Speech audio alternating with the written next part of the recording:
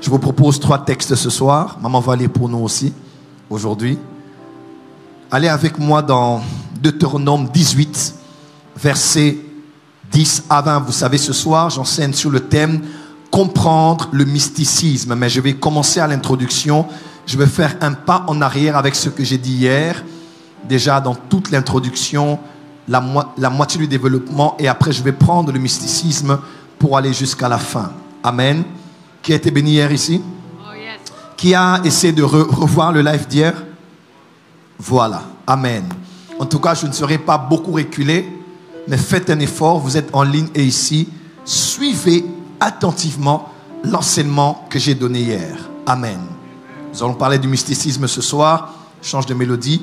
Deutéronome 18, versets 10 à 20. Lisez avec la lectrice de la parole. Qu'on ne trouve chez toi personne qui fasse passer son fils ou sa fille par le feu, personne qui exerce le métier de devin, d'astrologue, d'augure, de magicien, d'enchanteur, personne qui consulte ceux qui évoquent les esprits, ou disent la bonne aventure, personne qui interroge les morts. Car quiconque fait ces choses est en abomination à l'Éternel. Et c'est à cause de ces abominations que l'Éternel, ton Dieu, va chasser ces nations devant toi. Il y a ce qu'on appelle péché dans l'Ancien Testament, iniquité dans l'Ancien Testament, mais aussi ce qu'on appelle une abomination. Amen, amen. Yeah. Dis à ton voisin, fais attention aux péchés, aux iniquités et surtout aux abominations. Continuez, maman. Tu seras entièrement à l'Éternel, ton Dieu. Car ces nations que tu chasseras écoutent les astrologues et les devins. Mais à toi, l'Éternel, ton Dieu, ne le permet pas. L'Éternel, ton Dieu, te suscitera du milieu de toi, d'entre tes frères, un prophète comme moi. Excusez-moi. À peine Dieu interdit les hommes de consulter plusieurs sciences mystiques qui révèlent le caché, qui annoncent le futur. Dieu ne laisse pas les gens en leur disant ne faites pas sans les montrer la vraie voie. Yeah. Quelqu'un m'a compris? Yes. Dieu dit pas ceux qui évoquent les morts, pas ceux qui consultent les astres, pas ceux qui font ceci, pas ceux qui font cela. Comme un parent responsable, il te dira ne mangez pas là-bas, là-bas, là-bas, mais voici ce qu'il faut manger. Exactement. Dieu dit la solution aux augures, la solution aux devins, la solution aux astrologues, la solution à ceux qui consultent les morts au médium, c'est un prophète que je vais susciter. Je décrète et déclare dans la francophonie, dans nos pays et dans nos nations. Dieu élève et suscite des vrais prophètes. Amen. Qui peuvent opérer plus qu'opèrent ces anciennes technologies. Amen. Et révéler aux hommes la voie qu'ils doivent suivre. Comment? Yes. Continuez s'il vous plaît. Vous l'écouterez. Il répondra ainsi à la demande que tu fis à l'Éternel, ton Dieu, à Horeb, le jour de l'assemblée, quand tu disais que je n'entende plus la voix de l'Éternel, mon Dieu, et que je ne vois plus ce grand feu, afin de ne pas mourir. L'Éternel me dit, ce qu'ils ont dit est bien. Je leur susciterai du milieu de leurs frères un prophète comme toi. Je mettrai mes paroles dans sa bouche. Et il leur dira tout ce que je lui commanderai. Et si quelqu'un n'écoute pas mes paroles qu'il dira en mon nom, c'est moi qui lui en demanderai compte. Mais le prophète qui aura l'audace de dire en mon nom une parole que je ne lui ai point commandé de dire, ou qui parlera au nom d'autres dieux, ce prophète-là sera puni de mort. Et qui parlera au nom d'autres dieux. Et parler au nom d'autres dieux, c'est une expression très dangereuse. C'est-à-dire parler en ayant eu une communication spirituelle avec d'autres divinités. Parce que les prophètes qui parleront de moi, je suis le Dieu derrière leurs paroles. Mais on a de ceux qui vont oser parler à mon peuple en ayant d'autres dieux derrière qui les insufflent, qui les inspirent. Ceux-là devront être punis de mort. 2 Chroniques 33, versets 1 à 6, c'est une histoire assez tragique.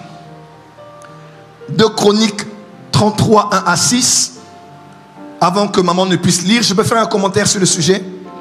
Vous avez l'histoire de Ézéchias, que vous connaissez tous, roi de Juda, roi à Jérusalem, descendant de la postérité de David après le schisme. Ézéchias, vous connaissez l'histoire, Ésaïe le prophète est envoyé chez lui pour lui dire « Mets en ordre ta maison parce que dans peu de temps, tu seras parti. » Ézéchias dit « Je connais les voies par lesquelles je peux changer et modifier un futur. » Il s'est mis en face du mur et il a rappelé à Dieu ses œuvres, comment il avait réformé le culte, comment il avait changé même le salaire de ceux qui travaillaient dans le temple, toutes les réformes qu'il avait emmenées. Le prophète n'était pas encore sorti que Dieu lui a dit « Retourne et parle à mon serviteur, il va vivre et je le rajoute 15 années de plus. » Alors, lorsqu'il a modifié la volonté parfaite de Dieu, il est entré dans la volonté permissive de Dieu. Voilà pourquoi, lorsque Dieu dit non, il a raison. Lorsque Dieu dit ne fais pas, il sait pourquoi. Ne forcez pas Dieu de vous donner quelque chose qu'il ne veut pas. Parce qu'il peut à la fin vous laisser prendre, mais vous ne connaissez pas le prix qu'il faudra payer pour quelque chose. Je peux dire quelque chose? Comment? Même quand je parlerai du mysticisme ici, chaque fois qu'on viole une loi spirituelle, on paye à cause de cette loi spirituelle.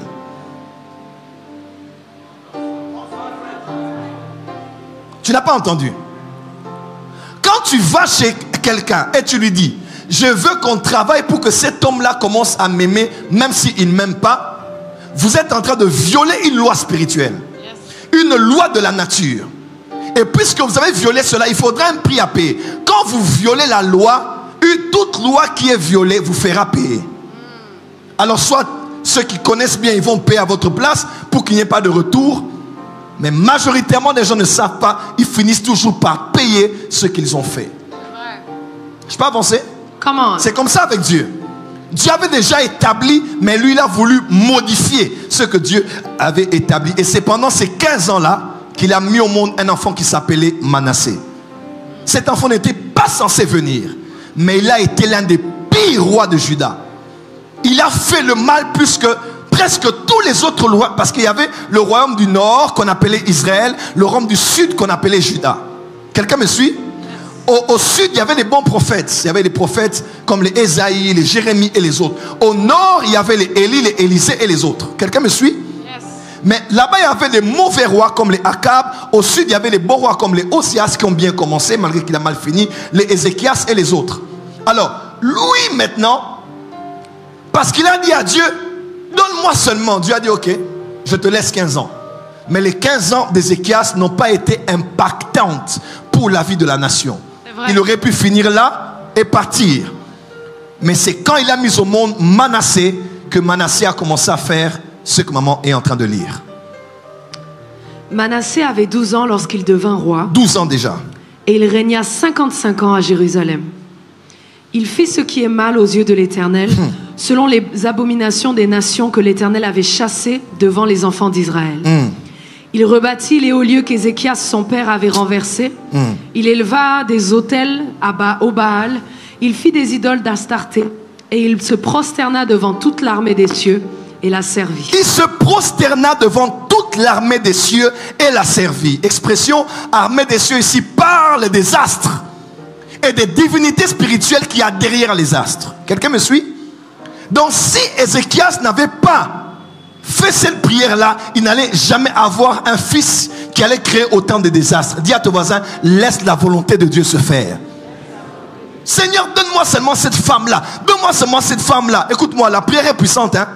À force de faire violence dans la prière, tu peux l'avoir. Mais quand tu auras quelque chose qui ne va jamais te combler. Voilà pourquoi Jésus a dit, s'il était possible que tu ôtes ça, ça aurait été bien pour moi. Mais, toutefois, non pas ce que je veux, mais ce que toi tu veux. Dis à ton voisin, ce soir, j'accepte, je déclare et j'exige la volonté de Dieu dans ma vie. Parce que la volonté permissive coûte cher. Continuez s'il vous plaît. Il bâtit des autels dans la maison de l'Éternel, quoique l'Éternel eût dit, c'est dans Jérusalem que sera mon nom à perpétuité. Il bâtit des autels à toute l'armée des cieux dans les 2 parvis de la maison de l'Éternel. Il fit passer ses fils par le feu dans la vallée des fils de Himmon. Il observait les nuages et les serpents pour en tirer des pronostics. Il s'adonnait à la magie Et il établit des gens qui évoquaient les esprits et qui prédisaient l'avenir. Il fit de plus en plus en ce qui est mal aux yeux de l'Éternel, afin de l'irriter. Si vous continuez à lire, vous aurez mal au cœur. L'enfant qui est le résultat d'une prière faite à Dieu, de donner une dérogation, est devenu l'enfant à problème. Regarde ton voisin droit dans les yeux, dis: voisin, ne te bats plus avec Dieu. Ce que Dieu te donne, c'est ce qu'il te faut. Change de voisin, dis: voisin. Regarde dans les yeux, que personne n'est intimidé. Dis: voisin, ne te bats plus avec Dieu. Dieu te connaît mieux que toi. Il connaît le futur que tu ne connais pas. Il connaît les hommes et les femmes que toi tu ne connais pas. Il sait ce qu'ils peuvent devenir demain. Alors aujourd'hui, ne négocie pas avec Dieu.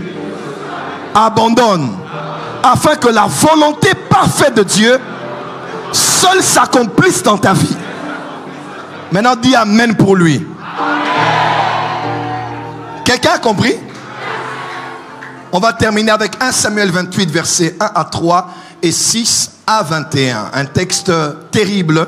À la veille de la mort de Saül et de Jonathan, son fils, Saül le roi va consulter une femme qui évoque les esprits de mort. 1 Samuel 28, versets 1 à 3 et versets 6 à 21. Lisez bien cela. Ce sont nos textes de ce soir parce que je parle du mysticisme. On peut y aller. En ce temps-là, les Philistins rassemblèrent leurs troupes et formèrent une armée pour faire la guerre à Israël. Ishkek dit à David: « Tu sais que tu viendras avec moi à l'armée, toi et tes gens. » David répondit à Ikish: « Tu verras bien ce que ton serviteur fera. » Et Ikish dit à David... Akish, my bad. Et Akish dit à David: « Aussi je te donnerai pour toujours la garde de ma personne. » Samuel était mort, tout Israël avait pleuré, et on l'avait enterré à Rama, dans sa ville. Saül avait ôté du pays ceux qui évoquaient les morts et ceux qui prédisaient l'avenir. Verset 6 jusqu'à 21. Saül consulta l'Éternel, et l'Éternel ne lui répondit point, ni par des songes, ni par l'Urim, ni par les prophètes. Et Saül dit à ses serviteurs: « Cherchez-moi une femme qui invoque les morts, et j'irai la consulter. » Ses serviteurs lui dirent: « Voici, en dehors, il y a une femme qui évoque les morts. » Alors Saül se déguisa et prit d'autres vêtements, et il partit avec 2 hommes. Ils arrivèrent de nuit chez la femme. Saül lui dit: « Prédis-moi l'avenir en évoquant un mort, et fais-moi monter celui que je te dirai. » La femme lui répondit: « Voici, tu sais ce que Saül a fait, comment il a retranché du pays ceux qui invoquent les morts et ceux qui prédisent l'avenir. Pourquoi donc tends-tu un piège à ma vie pour me faire mourir ?» Saül lui jura par l'Éternel en disant: « L'Éternel est vivant, il ne t'arrivera point de mal pour cela. » La femme dit: « Qui veux-tu que je fasse monter ?» Et il répondit: « Fais-moi monter Samuel. » Lorsque la femme vit Samuel, elle poussa un grand cri et elle dit à Saül: « Pourquoi m'as-tu trompé? Tu es Saül. » Parce que un aussi grand prophète que Samuel ne peut pas être appelé par quelqu'un d'inférieur à lui. Il doit certainement avoir été appelé par quelqu'un de supérieur à lui. Alors il dit: « Toi, tu m'as caché. » Lui, il ne peut pas venir par l'appel de n'importe qui. Tu dois être Saül. On peut continuer? Le roi lui dit: « Ne crains pas. Mais que vois-tu » La femme dit à Saül: « Je vois un Dieu qui monte de la terre. » Un Elohim qui monte de la terre. Il lui dit: « Quelle figure a-t-il » Et elle répondit: « C'est un vieillard qui monte et il est enveloppé d'un manteau. » Saül comprit que c'était Samuel. Et il s'inclina le visage contre terre et se prosterna. Samuel dit à Saül: « Pourquoi m'as-tu troublé en me faisant monter ?» Saül répondit: « Je suis dans une grande détresse et les Philistins me font la guerre. Et Dieu s'est retiré de moi. Il ne m'a pas répondu ni par les prophètes ni par des songes. » Parce que Dieu répond par les prophètes et Dieu répond par les songes. Dis à ton voisin: cette semaine, Dieu va te répondre par les songes. Il va te répondre par les prophètes. Que cela soit ton témoignage à la fin de ce programme. Et je t'ai appelé pour que tu me fasses connaître ce que je dois faire. Samuel dit: « Pourquoi donc me consultes-tu, puisque l'Éternel s'est retiré de toi et qu'il est devenu ton ennemi? L'Éternel te traite comme je te l'avais annoncé de sa part. L'Éternel a déchiré la royauté d'entre tes mains et l'a donnée à un autre, David. Tu n'as point obéi à la voix de l'Éternel et tu n'as point fait sentir à Amalek l'ardeur de sa colère. Voilà pourquoi l'Éternel te traite aujourd'hui de cette manière. Et même l'Éternel livrera Israël avec toi entre les mains des Philistins. Demain, toi et tes fils, vous serez avec moi et l'Éternel livrera le camp d'Israël entre les mains des Philistins. Il dit, demain, toi et tes fils, vous serez avec moi. Ouais. Donc moi, je suis avec les morts. Je remonte des morts. Toi qui es là où les vivants sont, je t'informe. Demain là, vous serez avec moi. Toi et tes fils. En d'autres termes, un prophète mort a prophétisé quelque chose qui s'est réalisé. Ah, tu n'as pas entendu? Un prophète mort, l'esprit d'un prophète mort dans le séjour des morts qu'on fait remonter, il a vu l'avenir. Il a annoncé ce qui va arriver. De la part de qui? Si un mort peut prophétiser, tu prophétiseras. Amen. Ah, tu n'as pas déjà dit, si un mort peut prophétiser et dire à un roi ce qui peut arriver, toi tu prophétiseras. On peut avancer s'il vous plaît, on va terminer. Aussitôt Saül tomba à terre de toute sa hauteur et les paroles de Samuel lui remplirent d'effroi. De plus, il manquait de force, car il n'avait pris aucune nourriture depuis de tout le jour et de toute la nuit. La femme vint auprès de Saül et le voyant très effrayé, elle lui dit « Voici, ta servante a écouté ta voix. J'ai exposé ma vie en obéissant aux paroles que tu m'as dites. Écoute maintenant, toi aussi, la voix de ta servante, et laisse-moi t'offrir un morceau de pain, afin que tu manges pour avoir la force de te mettre en route. » Mais il refusa et dit « Je ne mangerai point. » Ses serviteurs et la femme aussi les pressèrent et il se rendit à leur instance. Il se leva de terre et s'assit sur le lit. Merci. C'est quel verset? On s'est arrêté au 23. 23. Amen.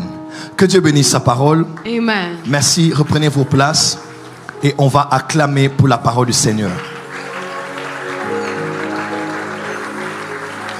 Mes amis, avec les panneaux des 5 dieux, ils vont avancer, on va commencer par là.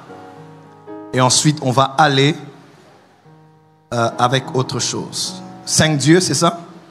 Avancez, on acclame pour les mannequins. Les protocoles de la porte des cieux.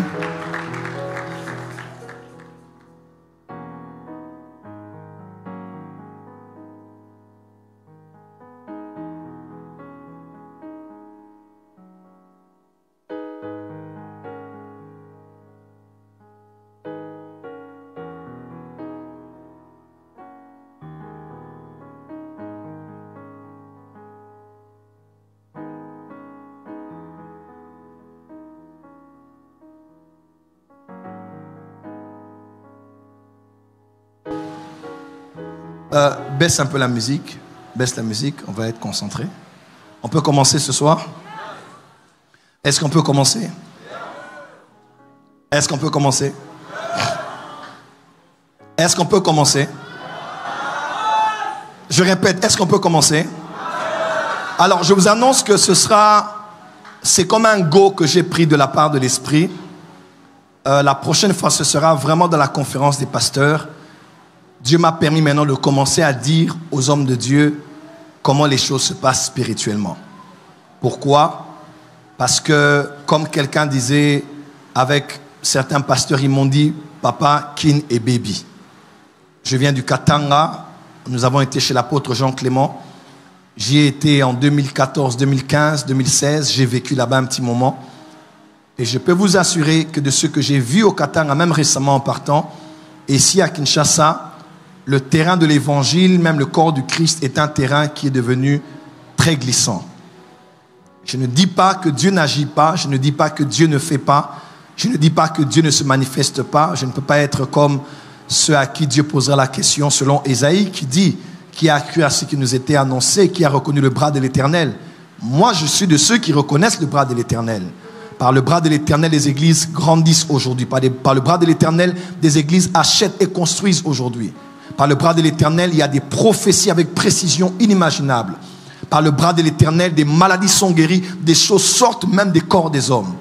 Par le bras de l'Éternel, des aveugles voient, des sourds entendent, des paralytiques marchent, des morts ressuscitent. Par le bras de l'Éternel, des choses inouïes se passent. Les gens tombent sous l'onction. Miracle Money et tant d'autres choses se passent dans l'Église. Nous en sommes témoins car nous croyons que Dieu est ici au Congo et qu'il continue encore à agir. Mais en parallèle, je ne mentirai pas qu'il y a beaucoup de contrefaçons.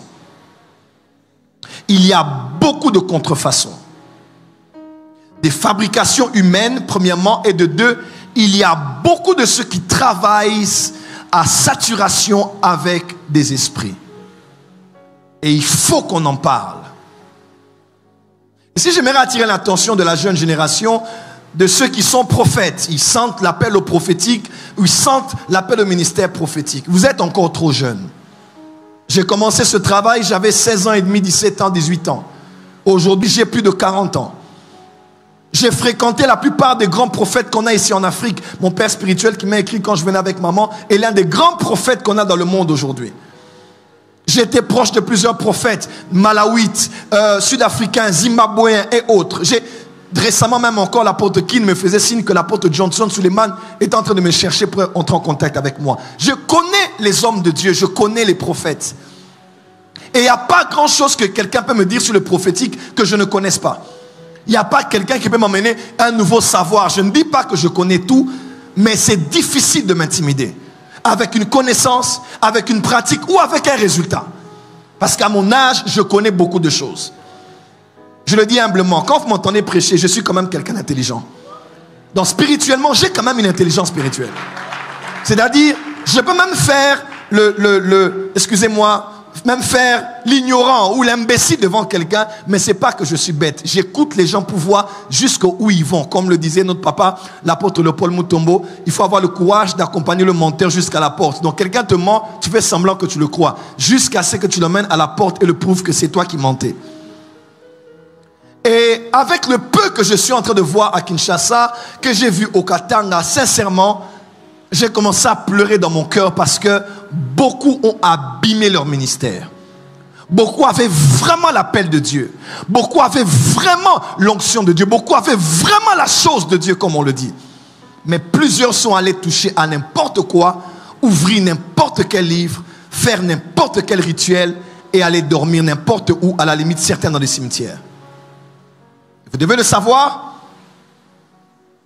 que les prophètes que Jézabel avait n'étaient pas forcément les prophètes qu'elle avait ramenés de la Phénicie, qu'elle avait ramenés de son pays. J'aimerais vous révéler d'ailleurs que les prophètes que Jézabel avait étaient d'abord des prophètes de l'Éternel. Tu n'as pas compris.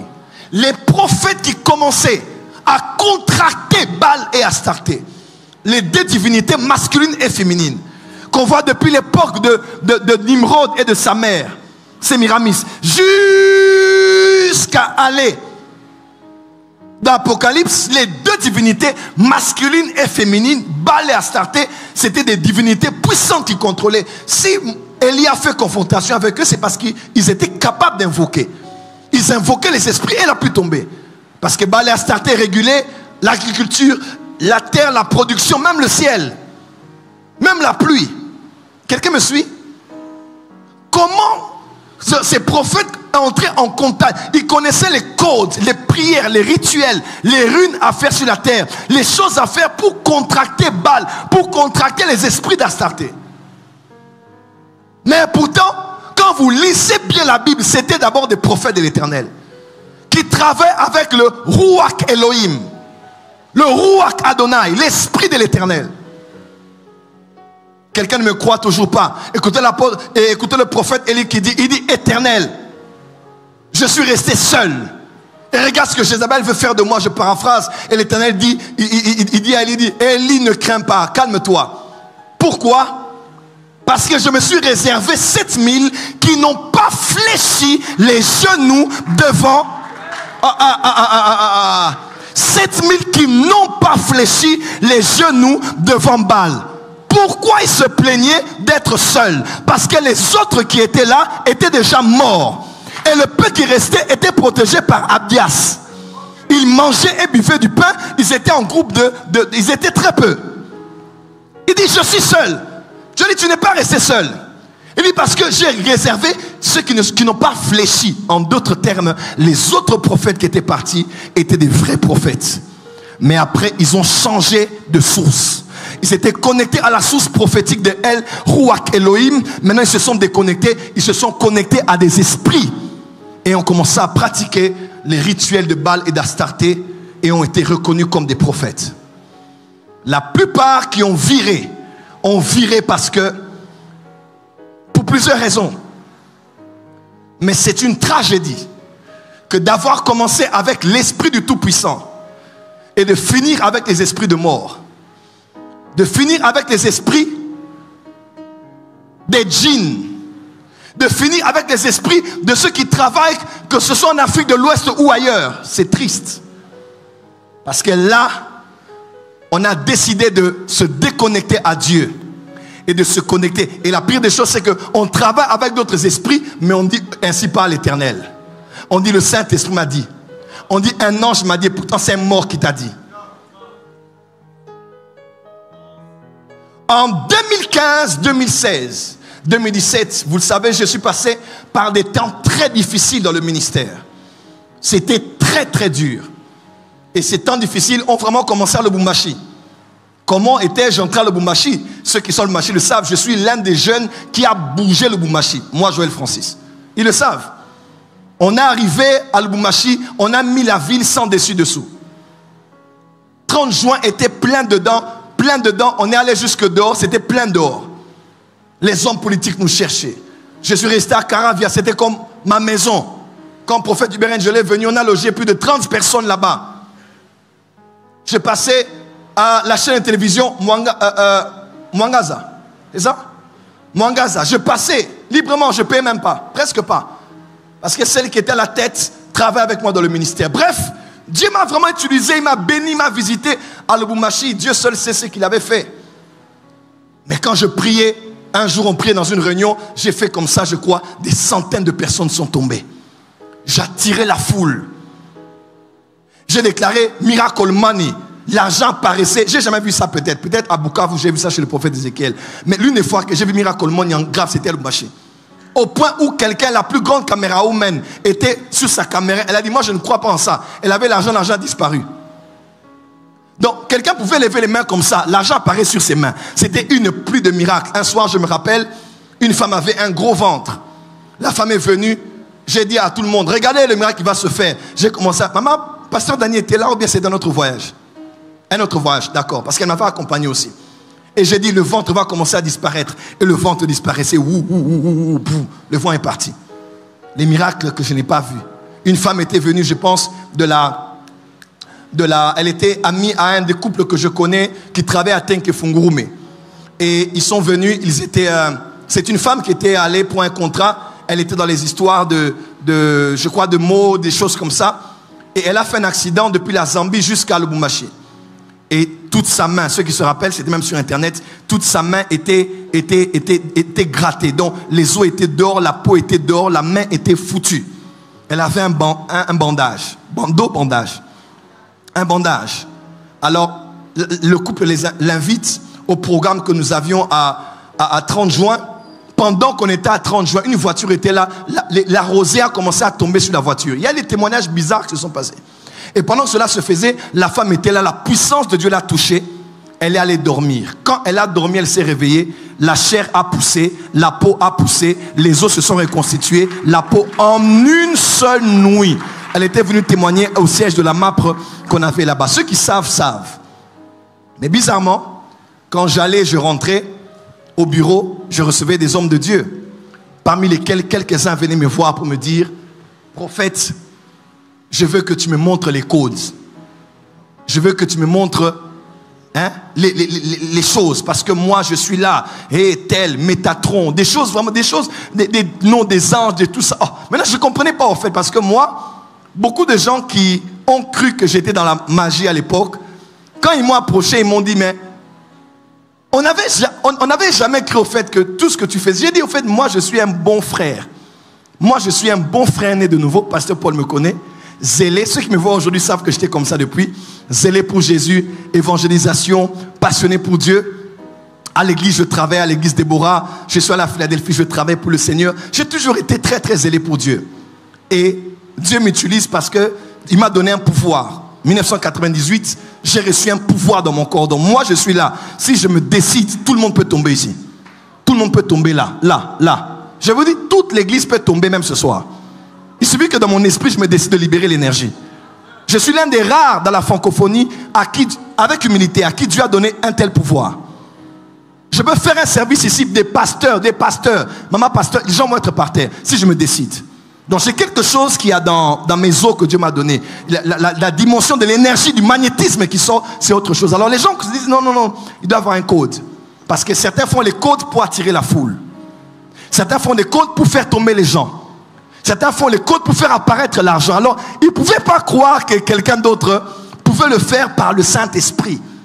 Ou par un don spirituel. Ils m'ont dit rien. Nous on connaît ces choses. Ce que tu fais là, tu as quelque chose. Et je ne croyais même pas que ce qu'il disait c'était vrai. Jusqu'à 2018-2019, quand j'ai commencé à connaître, comprendre certaines choses, j'ai dit waouh, le corps du Christ est en danger. Et j'aimerais vous dire la vérité. Il y a de ceux qui attaquent l'église pour dire il y a des pasteurs qui sont occultistes, des pasteurs qui sont magiciens, des hommes de Dieu qui ont des fétiches, des hommes de Dieu qui ont cela. À vrai dire, je n'aime pas trop parler des hommes de Dieu de cette manière. Vous me connaissez très bien. Mais ce qui me dérange chez eux, ce n'est pas ce qu'ils disent, mais c'est la motivation.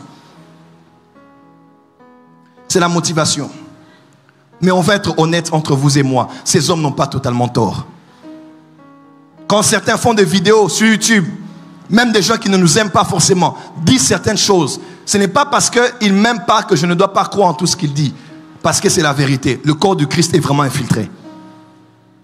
On ne va pas agir comme ceux qui se sont victimisés. Parce que nous ne sommes pas des faux. Nous savons ça. Mais ce qu'ils disent là, c'est la vérité. Kinshasa est baby. Et baby. La plupart avaient bien commencé avec Dieu. Mais quand la gloire est venue, ils ont eu peur de perdre. Tu sais, il y a une peur de perdre la gloire. Hein? Tu as peur de perdre ton mari. Tu as peur de perdre la grossesse. Tu as peur de perdre le travail. Tu as peur de perdre cette bonne relation qui a commencé. La peur de perdre, surtout après que tu aies beaucoup perdu. Quand maintenant tu amasses, un pasteur m'a dit, il est même alimité ici, il m'a dit un jour, il m'a dit, Joël, moi le jour où je viendrai le matin, je ne vois plus personne dans l'église, je peux même me tuer. Je peux même mourir. Je dis, arrête de raconter ça. Il dit, l'église est pleine comme ça, et puis un jour tu vois que les gens ne viennent plus. C'est comme ça que beaucoup ont déprimé. Après une grande gloire, quand ils sont tombés, pour se relever, c'est devenu compliqué. Beaucoup même quand ils sont montés, ils ont eu peur. Ils ont dit bon, et Satan envoie toujours des gens. Il va te dire, c'est vrai que tu as une grande église, mais l'autre qui a une grande église là-bas, tu penses qu'il maintient son église parce qu'il prie seulement? Il y a aussi des choses qu'il faut faire.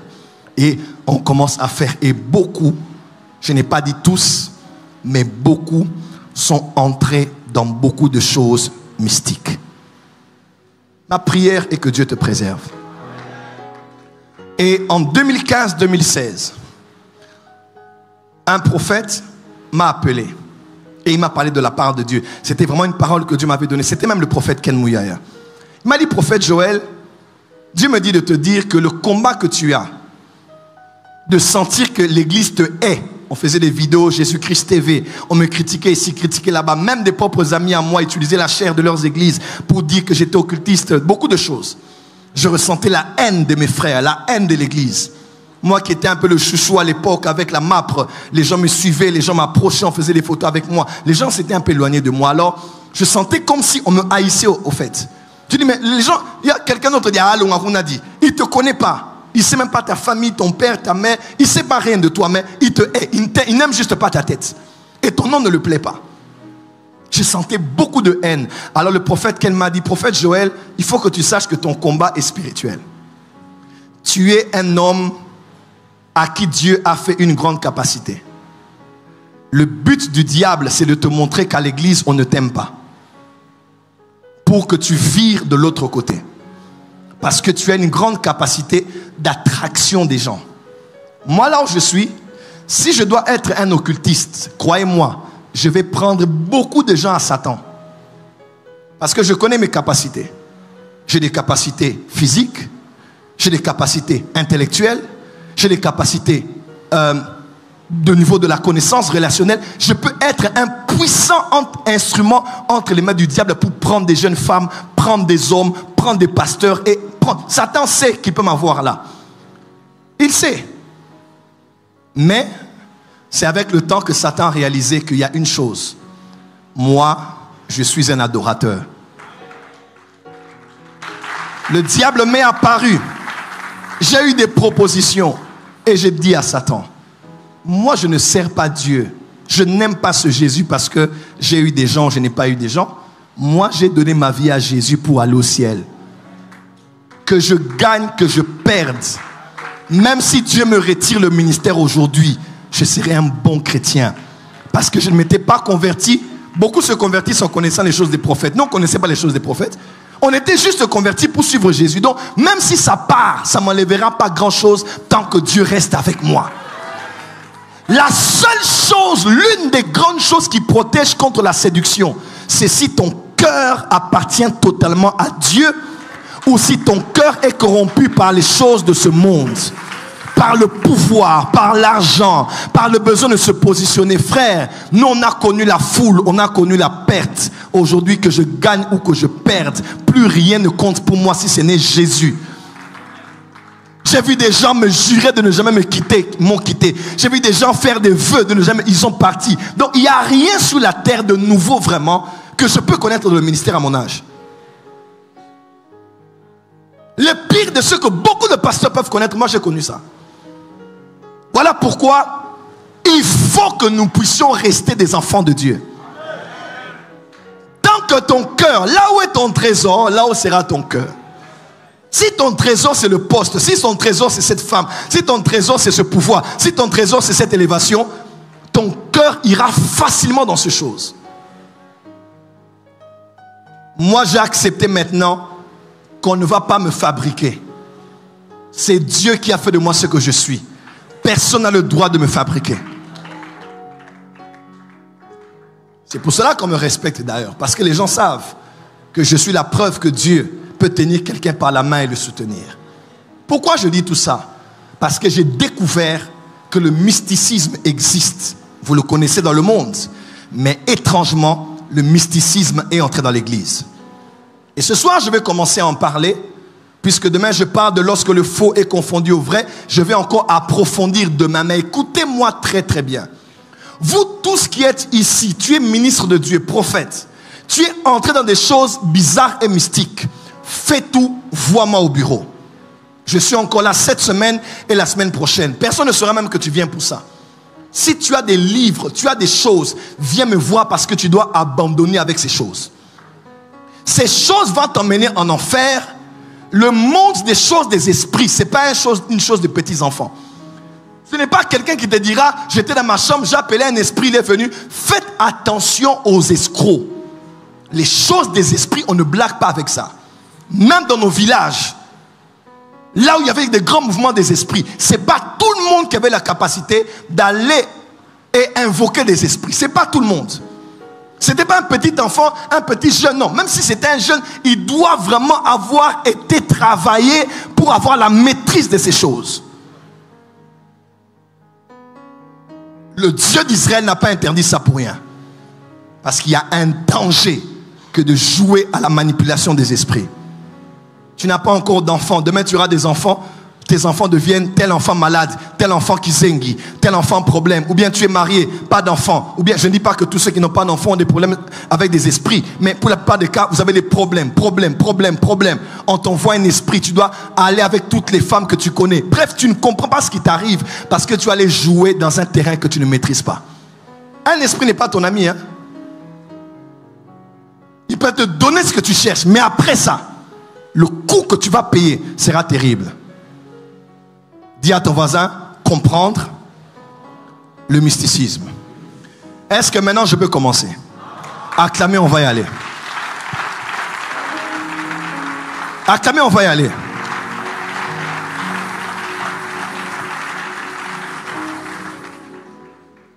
Alors, commençons par le commencement. Retournez-moi les notes et avancez. Est-ce que quelqu'un m'a compris? Vous avez peur? N'ayez pas peur, balancez les mains. Voyez-moi, je vais vous aider. J'aide beaucoup de gens actuellement. Dieu m'a permis de connaître tout ce que je connais pour aider. En tout cas, j'aide beaucoup de gens. Il y a des gens, on a dû les déconnecter de certaines sources qu'ils avaient. Commencer à voir des choses bizarres, entendre des choses bizarres, on a dû les déconnecter. Elle dit, marche comme ça, tu vas mourir pour rien. D'autres, tu vas être fou et tu vas commencer à les toucher. Tu touches ça, ça ne marche plus, c'est fini. Tu vas encore toucher ailleurs, tu vas encore toucher après. Ton corps est devenu chargé. Balance les mains, dis amen très fort. Bon, acclamez bien, je vais commencer ce soir. Alors, résumé d'hier, rapidement. Je vous ai dit, théologiquement parlant, nous savons tous que nous avons un Dieu. Nous avons un Dieu. C'est ce que généralement, quand on étudie Dieu, tous les peuples du monde savent qu'il y a un Dieu. Théologiquement parlant, nous avons un Dieu. Mais évangéliquement parlant, c'est-à-dire pour nous qui croyons qu'il n'y a pas qu'un seul Dieu, mais qu'il y a un Dieu trinitaire, nous savons qu'il y a 3 dieux. Vous me comprenez? Il y a 3 personnes en Dieu. Mais quand nous faisons un pas de plus, je vous ai dit, vous allez découvrir qu'il n'y a pas un Dieu, 3 dieux, mais qu'il y en a 5. Le Père est Dieu, le Fils est Dieu, le Saint-Esprit est Dieu, mais il y en a 5. Et quand je vous ai dit hier, il y a 5 dieux, je ne dis pas ici qu'il y a 5 dieux dans un panthéon spirituel, non. Quand je dis il y a 5 dieux, c'est-à-dire il y a un seul Dieu, mais qui s'est révélé différemment dans chaque dispensation, époque et saison du monde. Amen. C'est ainsi que j'ai fait cette structuration des choses. Ça fait 2-3 ans, je réfléchis comment enseigner aux gens la spiritualité. Des fois, je ne sais pas trop le faire, mais j'ai trouvé par le Saint-Esprit la sagesse de présenter les choses de cette manière-là. Amen. La sagesse de présenter les choses de cette manière-là. Alors écoutez-moi très bien. Je vous ai dit, il y a 5 dieux. Dis avec moi, il y a 5 dieux. Encore? Dis à ton voisin, il y a 5 dieux. Alors pour bien comprendre le prophétisme, si je me remettre un bémol, si je devais enseigner sur le ministère prophétique, je n'aurais pas dit ça. Si j'aurais enseigné sur le don de la prophétie, je n'aurais pas fait ce tableau. Si je devais enseigner sur les dons prophétiques, je n'aurais pas parlé de ça. Mais parce qu'on parle du prophétisme, le prophétisme maintenant englobe l'histoire de tout ce qui réunit les prophètes, leur activité et leur vie. C'est ainsi que je me permets d'aller avec vous depuis le commencement. Qui me suit? Premièrement, Dieu est d'abord le Dieu éternel, El Olam, le Dieu de toute éternité. Là où Dieu est, il n'y a pas de temps, parce que l'éternité, c'est l'absence du temps. Dieu est là et il est éternel. Voilà pourquoi on dit, c'est de lui que viennent tout don parfait et grâce excellente, vient d'en haut de qui? Du Père des Lumières, en qui il n'y a ni ombre ni variation de temps. Quelqu'un peut dire Amen? Pourquoi il n'y a pas d'ombre lorsque tu es debout en plein jour? C'est parce que tu es à midi. Quand tu es à midi, le ciel t'empêche d'avoir de l'ombre autour de toi parce que le soleil est au zénith. Alors pourquoi Dieu ne connaît pas d'ombre ni de variation? Parce que Dieu est toujours au zénith. Il est là où il était. Il n'y a ni ombre ni variation. Il ne change pas parce qu'il est éternel. Pourquoi ça change? Parce que c'est sous le temps. Il est écrit, sous le soleil, il y a un temps pour chaque chose. Pourquoi les choses changent? C'est parce qu'il y a sous le soleil. Quelqu'un me suit? Sous le soleil, parce que le soleil, la lune, les étoiles étaient établis comme l'armée des cieux pour marquer les temps et les époques. Donc, sous le soleil, il y a le temps de naître, de mourir, de manger, de ne pas manger, de prendre les pierres, de jeter les pierres. Tout change sous le soleil parce qu'il y a le temps. Il y a 1 heure, 2 heures, 3 heures, 4 heures, 5 heures, 6 heures. Il y a rotation de la terre pendant 24 heures et translation de la terre pendant 365 jours, qui est le fait que le soleil tourne autour de la terre. Quelqu'un me suit? Et ça nous donne une année. Mais Dieu ne vit pas sous les astres. Dieu vit au-delà des astres. Voilà pourquoi, là où il est, on ne compte pas le temps. On ne calcule pas le temps. On a lu hier dans Job, on dit, le nombre de ses années est incalculable. Qui est le Père de Dieu? Dieu vient d'où? Il habitait où avant? Bref, tu n'auras pas de réponse. Dieu est Dieu et sa grandeur nous échappe. Il est le Dieu éternel. Et je veux que la porte des cieux, je veux que ceux qui me suivent sur Internet, n'oubliez pas que Dieu est le Dieu de toute éternité. Avant les archanges, les anges, les séraphins, les chérubins, tout ce que Dieu a créé, Dieu est d'abord Dieu par lui-même. Voilà pourquoi, même si toi qui es à l'église ici, là, 2000 ans après l'ouverture de l'église, tu dis à Dieu que je vais abandonner Dieu parce que Dieu ne m'a pas donné, parce que tu es encore, toi, tu n'es même pas un bébé spirituel, tu as un problème. Tu penses qu'un être qui était là, sans même les séraphins, les chérubins, a besoin de toi pour être Dieu? C'est toi qui as besoin de lui pour être toi. Dieu est Dieu avec toi, il est Dieu sans toi. Il est Dieu avec ton adoration, il est Dieu sans ton adoration. Parce qu'avant que les adorateurs du ciel existent, il était lui-même Dieu suffisant lui-même. Voilà pourquoi on ne peut pas prendre Dieu et le mettre face à un message MP3 que j'attends, ou au loyer de mon église, ou à un fiancé qui m'a quitté. Dieu est plus que ça. Et même si Satan t'attaque, mari de nuit, femme de nuit, oh Nzamekita, délivre-moi de ce mari de nuit. Dieu ne viendra jamais de là où il est pour descendre te libérer d'un sorcier de la famille. Il n'a pas le temps pour ça. Quand Lucifer s'est rébellé, Dieu n'est pas descendu. Michael a dit, toi tu blagues avec qui ici? Il a dit, Père, reste sur ton trône. Nous on va s'occuper de lui. Tu as mis le sceau à la perfection sur lui, mais on va le prouver. Parce que Satan n'est pas l'ange le plus puissant au ciel. Quand il était Lucifer, on l'a pris, on l'a précipité, on l'a jeté à terre malgré qu'il est puissant. Regardez comment les bébés spirituels chrétiens le chassent aujourd'hui. Sors là-bas, il sort. Partez là-bas, il part. Il a été ridiculisé. Dis avec moi, Dieu est l'Éternel. Encore? Plus fort? Ici, Dieu n'a ni séraphin, ni chérubin, ni ange, ni Bible. Il n'y avait pas de Bible là-bas. Pas de Bible, pas de culte, pas d'église, pas de rien. Dieu lui-même avec lui-même. Père, Fils, Saint-Esprit, dans le conseil de sa propre volonté, Dieu était là. Alors Dieu a dit, on va commencer à créer. Il a créé ce qu'on appelle, ça donne des... Non, regardez ça, c'est bon. Je ne vous vois pas, mais ça va aller. Et Dieu a créé ce qu'on appelle la création angélique. C'est là maintenant que Dieu, de là où il était, Dieu a décidé maintenant de créer. Genèse 1, verset 1. Au commencement, Dieu créa les cieux.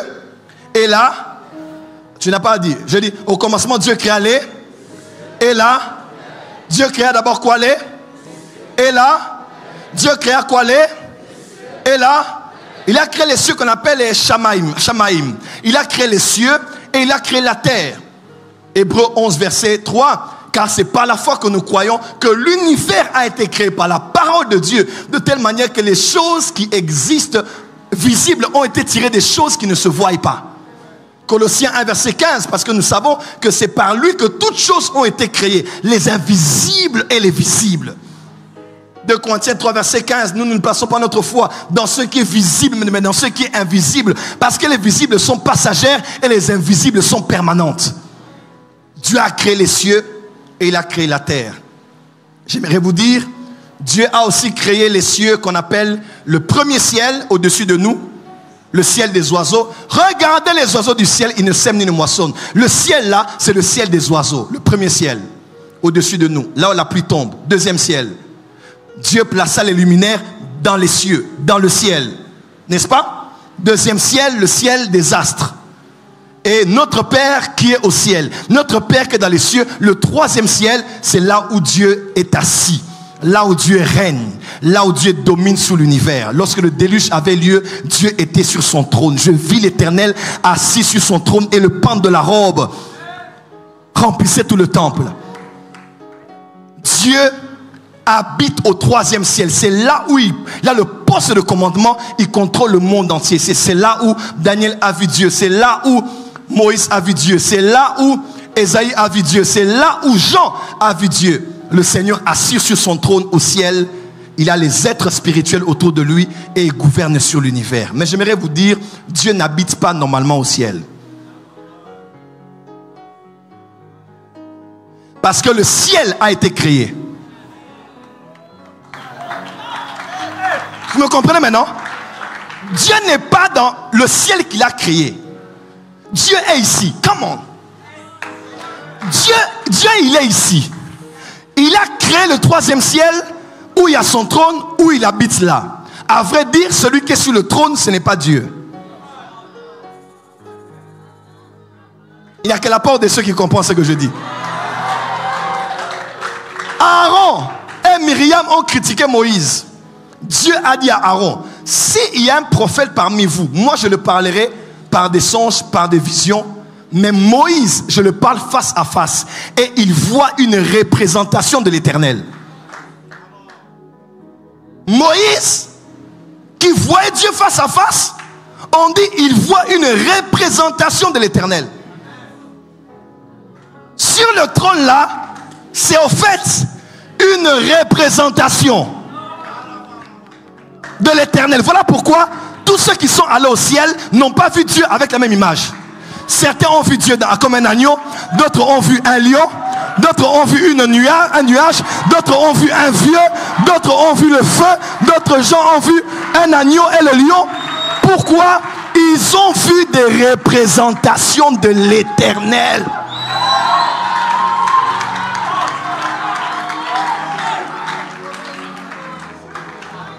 Je vais chez le prophète Gratien, chez lui à la maison. Je vais chez lui, je le verrai. Tu vas chez lui, tu le verras. Papa Lambert va chez lui, Pasteur Lambert va chez lui, il le verra. Pasteur Paul va, on ne verra que la même personne. Pourquoi dans la Bible c'est différent? Tous ceux qui voient dans la maison de Dieu voient quelqu'un de différent à chaque fois.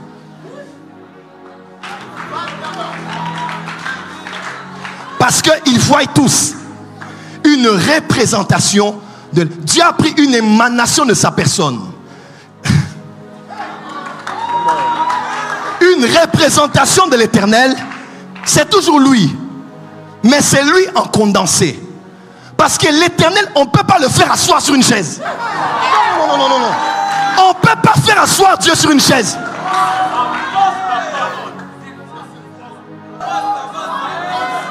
Tu sais, l'autre problème, Pasteur Lambert, on croit que Dieu est un homme. Dieu est comme ton oncle, ta tante. On appelle ça en science l'anthropomorphisme. Attribuer à une divinité les attributs d'un humain. Oh, Moïse a vu son dos. Toi, tu crois que Dieu a un dos? Tu crois que Dieu va te toucher même d'où? Il va te prendre où? Tu connais la tête de la main de Dieu?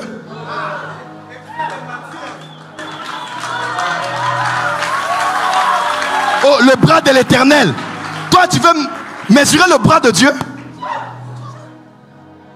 Dieu est grand et sa grandeur nous échappe.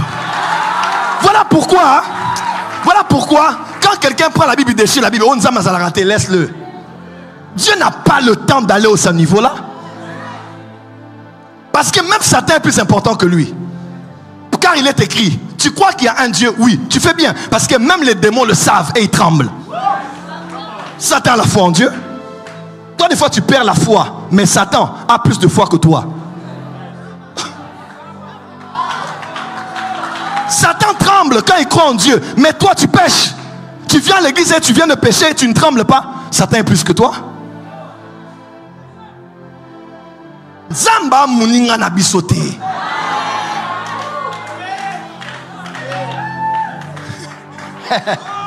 Sur le trône là, il n'y a pas Dieu. Il y a la représentation de Dieu. Hein? Hein? Hein? Voilà pourquoi dans Jean 1 verset 13 à 14 on dit nul œil n'a vu Dieu. Aucun ange n'a vu Dieu. Même Lucifer n'avait jamais vu Dieu. Paul dit à Timothée, il dit, il habite une lumière inaccessible. Aucune des créations de Dieu, même les plus anciennes, n'ont pu voir Dieu. Voilà pourquoi, quand Jésus-Christ est venu, il est écrit, nul œil n'a vu Dieu. Mais seul le Fils unique, qui est lui-même Dieu, qui vient du sein du Père, c'est lui qui nous l'a fait connaître. Parce que Jésus est l'image visible du Dieu invisible.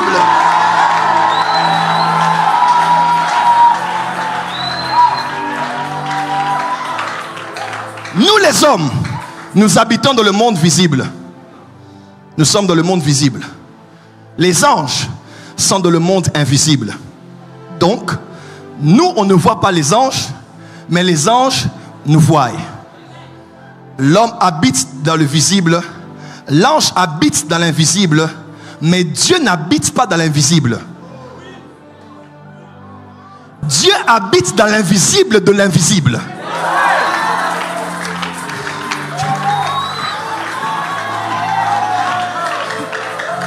Donc, même les êtres que nous ne voyons pas, eux aussi ne peuvent pas le voir lui.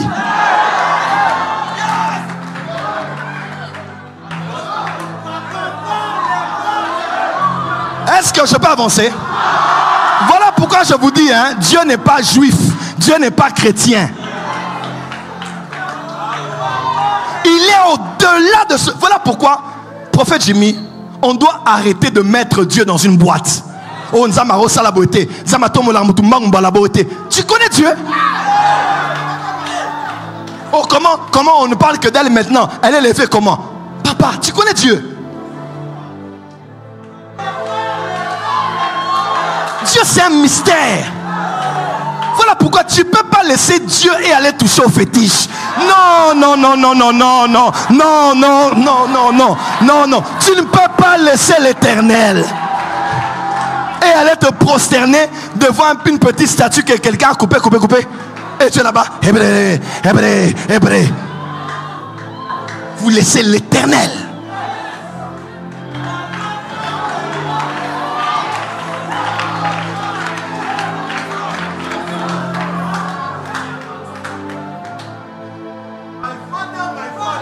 Dieu n'habite pas dans la création. Il habite hors de la création. Parce qu'il a existé avant que la création ne soit. Si il est détruit avec sa création, donc il était une créature. Hein? Cette maison est là. Quelqu'un me suit? Les ampoules sont à l'intérieur de la maison. Mais moi qui ai construit la maison, qui a fait l'architecture de la maison, je peux entrer dans la maison et je sors de la maison. Parce que je n'ai pas commencé à exister avec l'existence de la maison. Donc si la maison est là, moi je sors mais les ampoules ne sortiront pas. Parce que les ampoules sont conçues avec la maison. Le jour où la maison est détruite, je ne suis pas détruit. Parce que je vis hors de la maison. Dans les temps de la fin, les temps derniers, il y aura des nouveaux cieux et une nouvelle terre. Le trône de Dieu ne sera plus là où il est. Il viendra habiter dans la nouvelle Jérusalem. Le deuxième ciel, il n'y aura plus, parce qu'il n'y aura plus de soleil. C'est la Bible. Lui-même va illuminer la nouvelle Jérusalem.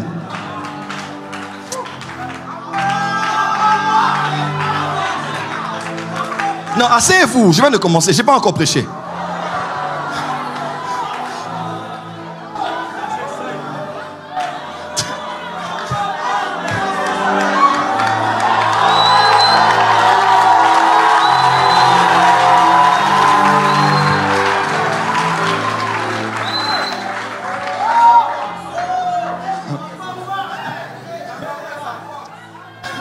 Je vais avancer. Alors, le Dieu qui existait dans la création angélique a créé l'homme. Parce que eux, ils ont existé avant l'homme, n'est-ce pas? Ils ont été là même quand Dieu posait les fondements de la terre, les fils de Dieu. Dieu crée l'homme et la femme. Je vais expliquer des choses dans quelques minutes sur la spiritualité. Ça va être terrible ici. Dieu a créé du premier jour au 6e jour. Et puis Dieu a créé l'homme. Pourquoi Dieu s'est reposé le 7e jour? Pas parce qu'il était fatigué, mais parce que le 6e jour, il avait créé un nouveau créateur. Ah, tu n'as pas entendu. Pourquoi le créateur s'est reposé le 6e jour? Parce que il n'était pas fatigué, mais il avait créé un nouveau créateur. C'est ainsi que Dieu a créé le sable, mais l'homme a créé le verre. Dieu a créé le tronc d'arbre et l'homme a créé la table. Dieu a créé l'orange, l'homme a créé le jus d'orange. Dieu a créé l'arbre, l'homme a créé des billets de banque. Je vais avancer? Je vais avancer? Dieu a créé le pétrole, l'homme a créé le plastique. Dieu a créé le pétrole, l'homme a créé le carburant. Parce que l'homme est un nouveau créateur. L'homme maintenant, il ne barra pas comme Dieu. Il ne crée pas à partir du néant. Il crée à partir de ce qui est. Il y a tsar comme Dieu. Il crée à partir de quelque chose. Et l'homme a été créé. Ici maintenant, Dieu, il n'est plus le Dieu... vous croyez qu'il n'est plus éternel? Il est éternel. Mais maintenant, dans la dispensation, dans le temps, il se révèle comme le créateur. Il descend un peu à notre niveau. Et on dit, l'homme a été créé un peu inférieur aux anges. Alléluia. Et l'homme a commencé à vivre avec Dieu, le Dieu créateur, jusqu'à ce que Dieu a choisi un homme qu'on appelait Abraham, contemporain de Nimrod. Pendant que Nimrod créait la nouvelle Nations Unies du monde, Dieu a appelé aussi Abraham. Chaque fois que le diable élève de nouveaux leaders qui vont pervertir le monde, Dieu élève aussi de nouveaux leaders qui vont emmener le monde à lui. Et n'oubliez pas, Nimrod est celui qui a créé l'idolâtrie dans le monde. L'histoire dit qu'à Babylone, c'était le siège de toutes les divinités, les idolâtries. D'ailleurs, Babylone, Babylone veut dire la porte des dieux. Babylone veut dire la porte des dieux. C'était même la tour de Babel, on ferait dire, c'était un vortex, c'était un hôtel qui ouvrait la porte. C'était d'abord un télescope. On pouvait voir, dessiner les cartes du ciel à partir de là. Il y avait des places où on faisait des prostitutions sacrées pour adorer des dieux. Mais c'était aussi une porte vers le monde invisible. Pendant que Lucifer élevait un adorateur des divinités, Dieu élevait un adorateur de la voix. La première révélation qu'Abraham a de Dieu, c'est la voix.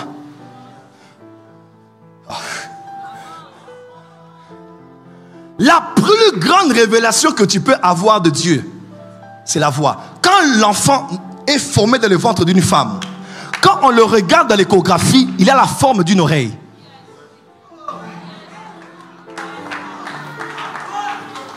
La foi ne vient pas de ce qu'on voit.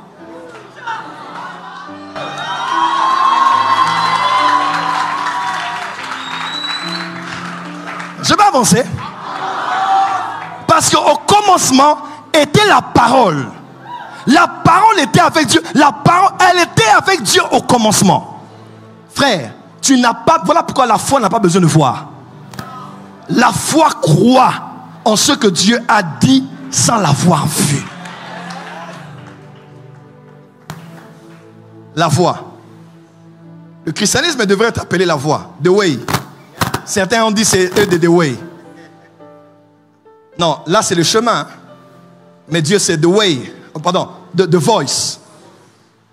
Dieu est la voix. Il a dit, lève-toi, sors. Abraham est sorti. Il a cru en la parole.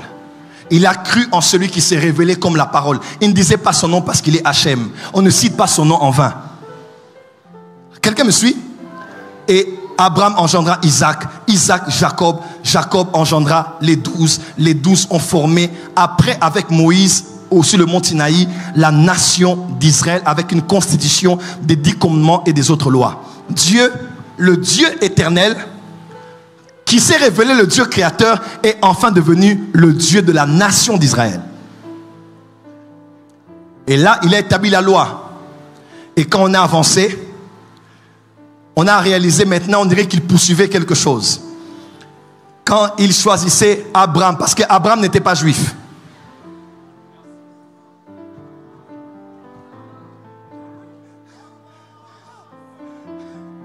Hein? Ah. On va aller en histoire biblique, vous voulez, c'est... Non, ça c'est un autre sujet. Abraham n'était pas de la nation d'Israël.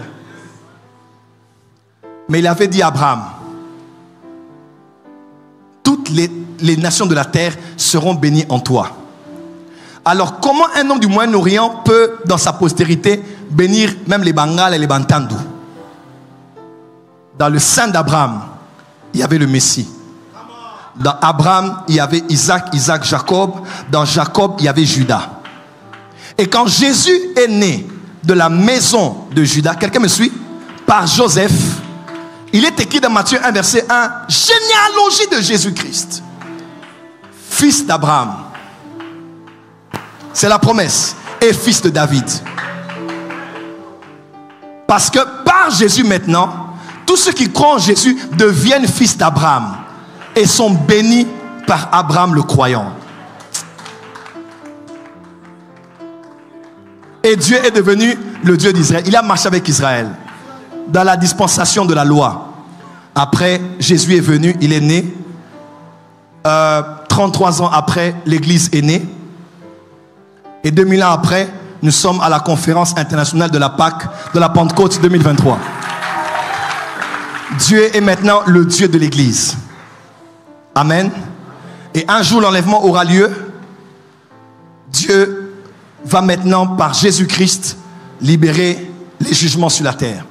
Les sept fléaux, les 7 sceaux, 7 fléaux, 7 trompettes. Dieu va maintenant commencer à détruire la terre. Amen. Balance la main là où tu es. Alors, quand on parle du prophétisme, être prophète, voir en esprit, prédire l'avenir, je vous ai dit que si on parle comme des évangéliques, des chrétiens du Congo, on va vous dire que tout ce qui est de l'église vient d'ici, du prophétique. Les 5 ministères, les apôtres, les prophètes, les dons spirituels, n'est-ce pas? Les dons spirituels, le don de prophétie et les dons prophétiques. Certains qui connaissent la Bible diront non, non, non, non, les prophètes ont commencé depuis Israël. Il y avait des prophètes en Israël. Les prophètes ont commencé là. Mais j'aimerais vous dire, chers frères et sœurs dans le Seigneur, le prophétique n'a pas commencé en Israël, n'a pas commencé dans l'église. Le prophétique a commencé avec le Dieu créateur. Pourquoi? Parce que Adam était prophète. Dieu a privé Adam de tout. Sors du jardin. Mais il n'a pas privé de la capacité d'écouter.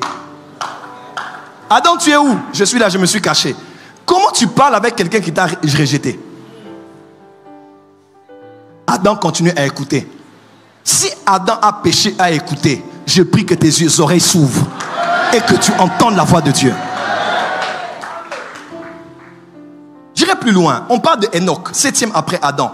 Il a prophétisé, vous allez voir son nom Jude, il a prophétisé sur le retour glorieux de Christ. Donc, ça n'a pas commencé ici. Enoch était prophète. Enoch n'était pas juif. Enoch n'était pas pasteur. Enoch était même là. 7e après Adam. Et il a prophétisé sur le retour glorieux de Christ. Quelqu'un me suit? Donc, le prophétique n'est pas un don du Dieu d'Israël. Le prophétique n'est pas d'abord un don du Dieu de l'Église. Le prophétique est d'abord un don du Dieu créateur. Oui. C'est quoi le prophétique? Le prophétique, c'est l'habilité, la capacité, la science d'écouter Dieu par les différentes voies que Dieu utilise pour te parler. C'est ça le prophétique. Je vous ai dit hier ici, prophète Jimmy, j'ai dit, Pasteur Lambert, des fois on dit, dans notre famille, quelqu'un est là, quand son œil droit commence à clignoter, l'œil commence à clignoter, il sait qu'un danger arrive. Quand le doigt gauche commence à clignoter, il sait que l'argent va arriver. Qui a déjà vu ça? Bon, maintenant beaucoup de chrétiens ont peur d'en parler parce que les pasteurs vont dire attention, attention, attention, tu dois écouter seulement Dieu. Ça c'est faux, ça c'est les superstitions. Écoute-moi, ce que les gens vivent là, c'est Dieu qui a donné. Mais ce n'est pas un don du Dieu de l'Église. C'est un don du Dieu créateur. Parce que le créateur a mis dans l'homme et dans la nature beaucoup de choses par lesquelles il peut prévenir l'homme, avertir l'homme, annoncer à l'homme. Parce que le créateur continue toujours à parler. N'est-ce pas Pharaon qui a vu le rêve des vaches? Et pourtant Joseph était en prison. Pourquoi n'a-t-il pas vu ça? N'est-ce pas Nebuchadnezzar qui a eu la vision? Pourquoi Daniel n'a pas vu ça? Parce que Dieu parle encore à sa création. J'ai vu des gens dire, papa, on a 9 dons spirituels seulement. Les gens veulent créer un 10e don spirituel. Bon, quelqu'un m'a posé la question. Et le don de vision, le don de rêve, le don de songe, qui a donné ça? Le don de songe aussi, ça existe. Ce n'est pas un don de l'esprit. Voilà pourquoi dans certaines familles, il y a des gens qui ne prient pas, mais qui rêvent fort.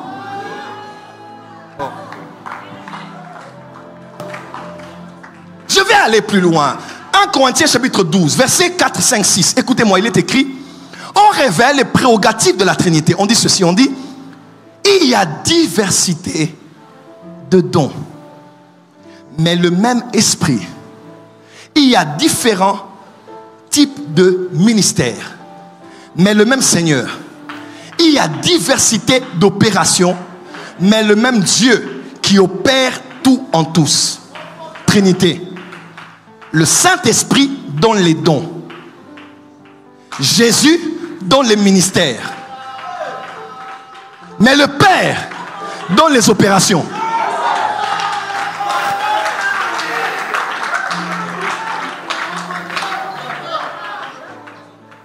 Les dons du Saint-Esprit sont dans 1 Corinthiens 12.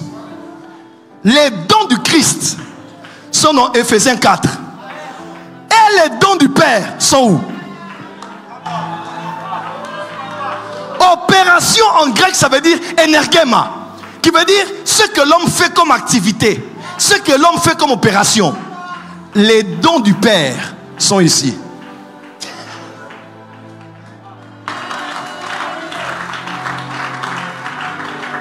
Lionel Messi a le don de jouer au foot ou pas? Ça vient de qui? De Satan?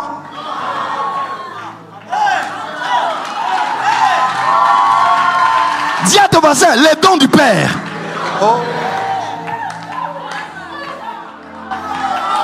J'espère que vous commencez à me comprendre. Les gens qui chantent fort là, chanter n'est pas dans les dons spirituels. Bien chanter, être star dans le monde ou en Dieu, le don vient d'où? Plusieurs opérations. Dieu opère les cordes vocales de quelqu'un. Il met quelque chose de mielleux. Quand quelqu'un chante comme ça, il est Ferregola. Quand quelqu'un chante comme ça, il est Fally Poupa. Quand quelqu'un chante comme ça, il est Inosbi. Quand quelqu'un chante comme ça, il est Mike Kalambai. Quand quelqu'un chante comme ça, c'est Simian Musique. Mais oui, c'est Dieu qui donne des dons aux hommes, ces dons. C'est maintenant à toi de savoir comment gérer ça et comment utiliser ça. Mais c'est des dons. Oh.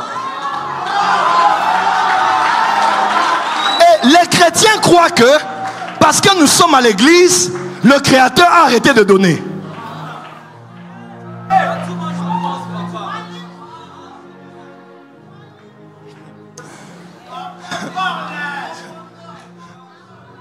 Les opérations, c'est là. Et je peux même forcer. La voyance, la capacité de voir en esprit, c'est un pouvoir que Dieu a donné aux hommes. Ce n'est pas d'abord des esprits des familles, des esprits des eaux qui donnent aux familles, non. La voyance n'est pas un don spirituel. Comme on en a molimo. Avant que les sorciers ne prennent ça, les démons utilisent ça. C'est d'abord Dieu qui a donné aux hommes, aux êtres humains. Et Dieu a donné ça où? Dans certaines régions du monde, dans certaines nations du monde, dans certaines tribus du monde et dans certaines familles.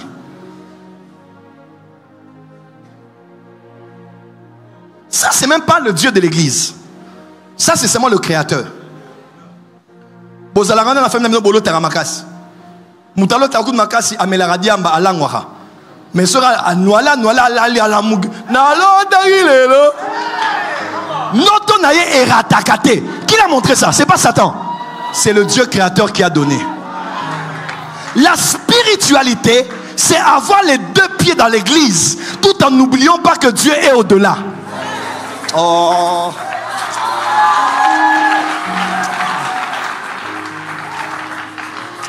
Ah. Ah. Ah. Ah.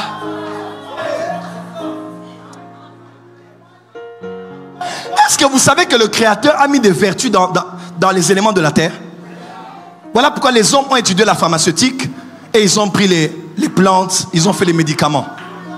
C'est le don de qui?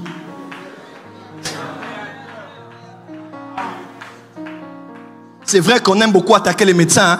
Même si les médecins t'ont condamné, Dieu va te guérir. La médecine est un don de Dieu. Oui, oui. Il faut respecter les médecins. C'est la vérité. Quelqu'un qui peut étudier le corps humain. Regardez les opérations qu'on fait aujourd'hui. On sauve combien de vies? Le Père a donné des dons, des habilités, des capacités aux hommes. Et la capacité de voir en esprit n'est pas d'abord une histoire des dons spirituels. C'est d'abord une histoire du Dieu créateur.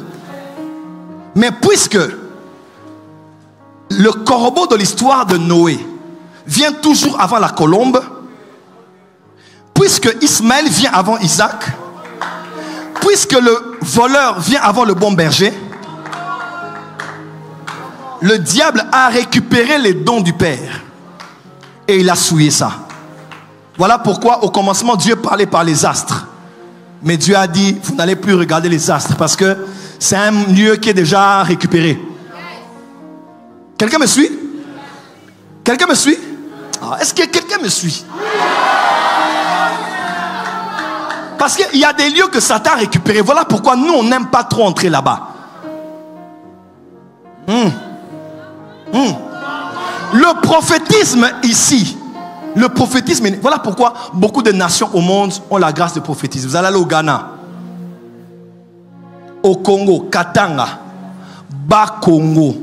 Tu vas voir un petit enfant, c'est 4 ans, 5 ans, 6 ans, il te parle de ta vie. Des Mvoulousi. C'est même pas une histoire d'abord des démons, non. C'est un pouvoir que Dieu libère dans certaines régions.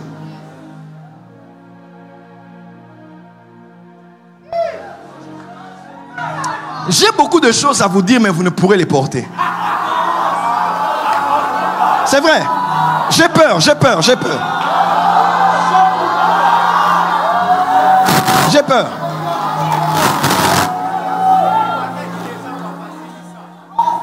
Écoutez-moi.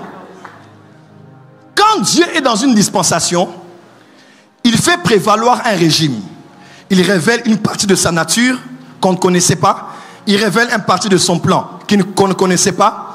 Et il fait certaines choses qu'on ne connaissait pas. Et c'est surtout ça qui prévaut en ce moment-là. N'est-ce pas? Par exemple, quand Dieu était concentré sur Israël, il était concentré sur Israël. Amen, amen. Avant Israël, dans la dispensation de l'innocence, du gouvernement humain et de la conscience, Dieu était le créateur. Quelqu'un me suit? Je veux dire quelque chose de dangereux ici.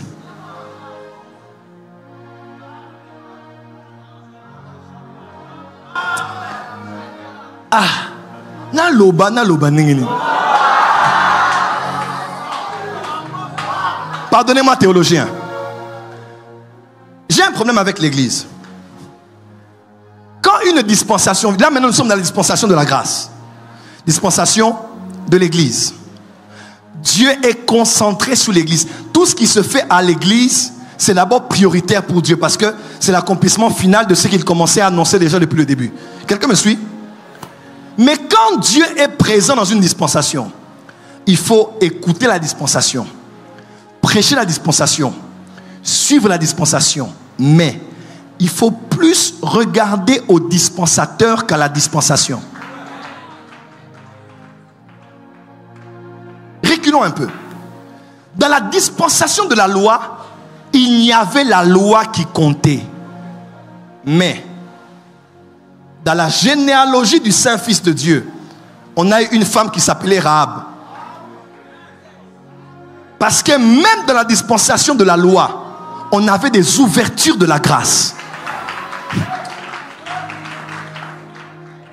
Parce que celui qui est au-dessus des dispensations, il fait d'abord ce qu'il doit faire dans la dispensation, mais il n'est pas limité à ne faire que ce qui est de la dispensation. Voilà pourquoi même à l'époque du gouvernement humain, Noé trouva grâce aux yeux de Dieu. Ce n'était pas encore la dispensation de la grâce, mais Noé a trouvé grâce. Le problème c'est ça. Tant Nzamba a bougé naé. Mais quand l'on a mouvementé, l'anda a bougé. Pour ça, on a ningani, on ningani. On risque de rater tant on après. Quand Dieu fait un mouvement sur le mouvement, mais reste concentré sur le Dieu qui a fait le mouvement. Donc 4 jours maintenant sont restés. Dieu ne fait pas ça. Parce que vous êtes habitués à ce que Dieu faisait. Le plus grand obstacle au Dieu que tu dois connaître est le Dieu que tu as connu. Le plus grand obstacle au Dieu que tu dois connaître est le Dieu que tu as connu. Depuis que nous prions, on n'a jamais vu quelqu'un prier et quelqu'un vomir un crapaud. Depuis l'époque d'Adi Nabala, ça ne s'est jamais fait. Ce n'est pas parce que ça ne s'était pas fait que ça ne se fera pas. Papa, l'Éternel n'est pas limité. Jésus doit guérir un malade. Il dit, malade, viens, lève-toi, va te laver aux eaux qu'on appelle Siloé. Alors que Siloé veut dire envoyé. Alors que envoyé veut dire angelos. Alors que angelos veut dire ange. Et s'il se pourrait que Jésus connectait cet homme à l'ange des eaux? Parce que dans l'Apocalypse, on dit qu'il y a aussi l'ange des eaux. Je n'ai pas dit que c'est ça, j'ai dit supposition. Pourquoi Jésus doit utiliser l'eau? Parce que le Dieu créateur a créé l'eau. Même dans l'église, il peut utiliser l'eau quand il veut soigner un chrétien. Voilà pourquoi nous ne sommes pas des chrétiens. Moi, je ne suis pas de la religion chrétienne. Je suis disciple de Jésus. Enlevez-moi dans vos pentecôtistes et tout ça. Ça ne sauve pas. Je veux être comme Jésus. Le mot chrétien ne vient pas du Saint-Esprit. Ça vient des païens à Antioche qui ont dit ceux-là sont comme Jésus.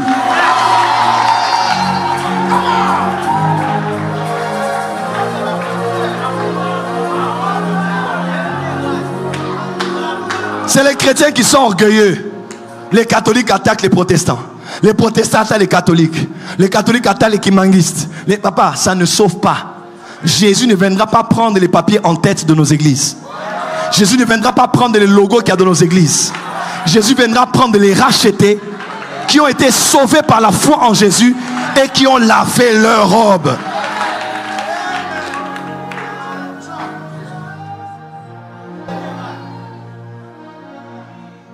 Je ne suis pas de la religion chrétienne. Je suis disciple de Jésus, Yeshua.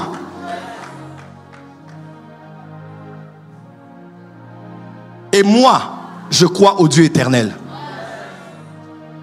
qui s'est révélé pleinement en Jésus-Christ. Que je suis, il est mon maître. Il n'y a pas d'autre maître, c'est Jésus. Ce maître-là, Jésus, c'est lui, Jésus l'éternel. C'est lui, Jésus le créateur. Il peut utiliser même les lumba. Il dit, mon fils, prends les lumba. Tout en haut. Melissa Moana Robika. Pourquoi il ne t'a pas dit prie et l'enfant sera guéri? Et pourtant il est écrit, vous imposerez les mots malades. Dieu est le Dieu éternel.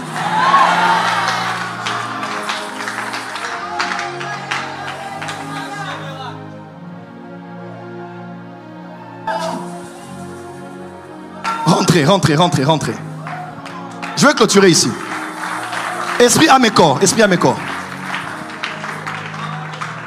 Je vais clôturer ici. Je ne prophétise pas. Je ne fais pas de service. C'est la parole. Je n'impose pas les mains, j'impose la parole ce soir. Qui aime la parole ici? Acclame pour m'encourager.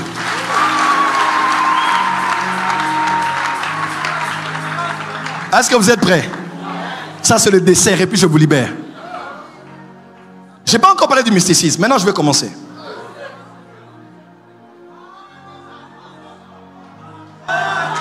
Vous aimez Jésus ici? Vous aimez la parole ici? Acclamez très fort, on va y aller. Tiens-moi ça. Regarde. Alors, d'où vient le mysticisme? À vrai dire, le mot mysticisme n'est pas vraiment le mot que je devais utiliser parce que, allez sur Google, mysticisme ne parle pas de satanisme ou d'occultisme. Regardez sur Google tout à l'heure, mysticisme ne parle pas forcément de satanique, occulte, maléfique. J'aurais préféré spiritisme ou occultisme, ça aurait été mieux, mais les termes peuvent être interchangeables, n'est-ce pas? On peut par mysticisme comprendre ce qui peut avoir un lien avec l'occulte, le ténébreux, le mal est attaché à Lucifer. Suivez-moi très... C'est une conférence d'enseignement. Suivez-moi très bien. D'où vient le mysticisme? D'où vient toutes ces spiritualités? Il y a deux grandes sources qui ont ouvert la porte au mysticisme, aux spiritualités dans le monde. Premièrement, le souci de l'homme de rentrer à la maison. Le souci du fils prodigue de rentrer chez lui. Le souci d'Adam de rentrer à Éden.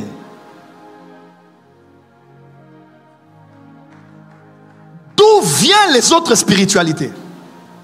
Les spiritualités viennent du fait que Adam veut rentrer à Éden. Le fils prodigue veut rentrer à la maison et retrouver son statut.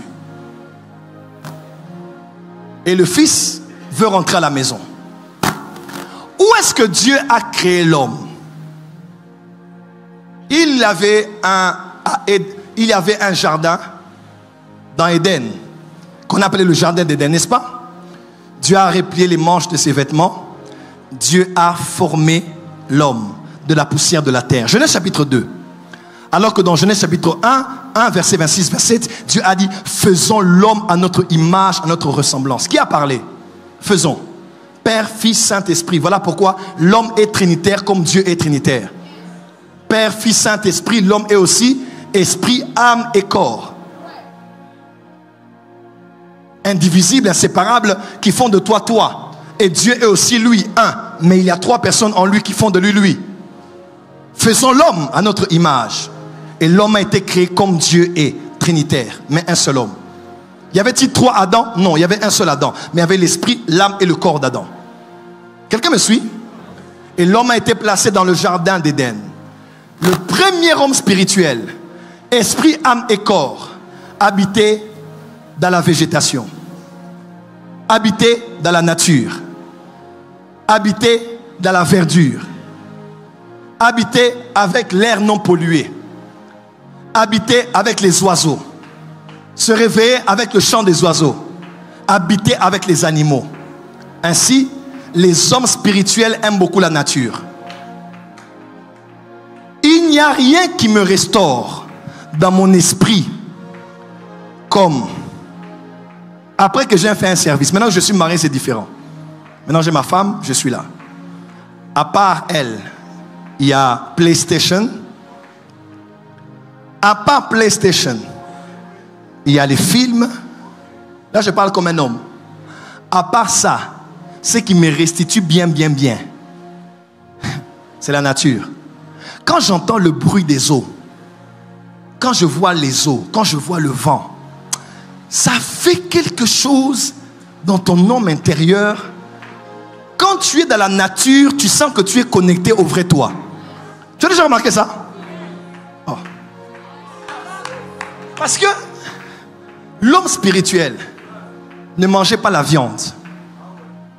L'homme spirituel, Adam, était végétarien. Dieu n'avait pas donné à l'homme la viande à manger. Lisez bien. Dieu avait donné à l'homme de manger tout ce qui poussait, pas tout ce qui respirait. Je crois qu'il y a certaines dimensions de la spiritualité, pas pour tous, mais certains, Dieu commencera à te refuser certaines nourritures. Je ne dis pas que c'est un verset biblique. Le prophète Jimmy me disait tellement, papa, je ne mange plus de la viande. Mais il dit ça pendant un temps, dans les concentrations. Parce qu'il y a des moments où quand tu étudies même la nutrition, il y a le sang dans la viande. Et l'âme de toute chair est dans le sang. Et ça a été prouvé scientifiquement que ceux qui mangent beaucoup de viande sanglante sont charnels. Je ferme la parenthèse.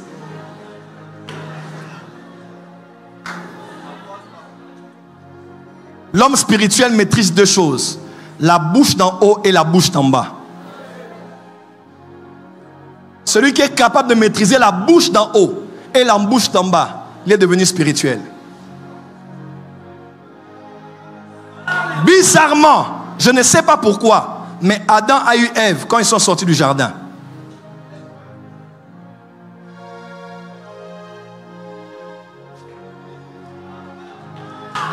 Je n'ai pas dit qu'ils ne couchaient pas ensemble, mais je dis seulement bizarrement, ils ont commencé à avoir des enfants quand ils sont sortis du jardin.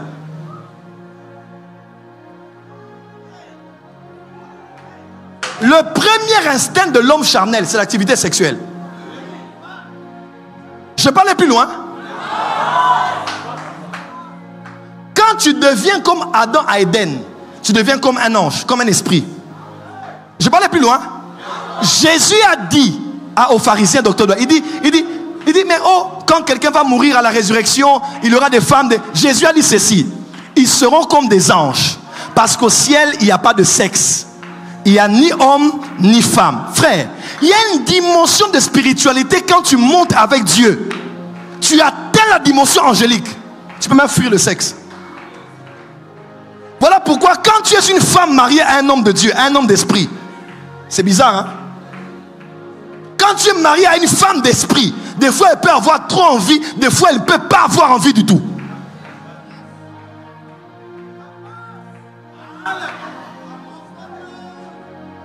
Parce que là où il est arrivé, il n'y a pas de sexe.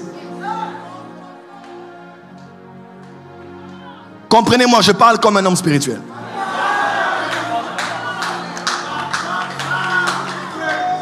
Dis à ton voisin, rendez-vous dans la spiritualité.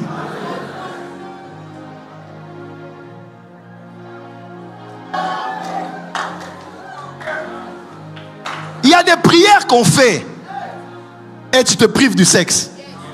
Même les footballeurs savent se priver parce qu'il y a une énergie à dépenser. Même les féticheurs peuvent te dire qu'aussi moi c'était Mikoloana. C'est aussi mi au BBC, Bikila. Parce que l'homme spirituel est entouré d'interdits. Je vais pas aller plus loin. L'apôtre Paul a dit: ne vous privez pas l'un à l'autre. Ne prive pas ta femme, ne prive pas ton mari. Si ce n'est de vaquer à la prière. Est-ce que prier et avoir le sexe, ça abîme? Non. Coucher avec sa femme ou avec son mari, excusez-moi de l'expression, ça n'abîme pas la prière. Mais pourquoi Paul dit à cause de la prière, des fois, laisse ton mari, laisse ta femme? Tu sais pourquoi? Parce qu'il y a certains combats spirituels, certains engagements en esprit qui nécessitent que tu aies toute l'énergie. Parce que le sexe évacue l'énergie.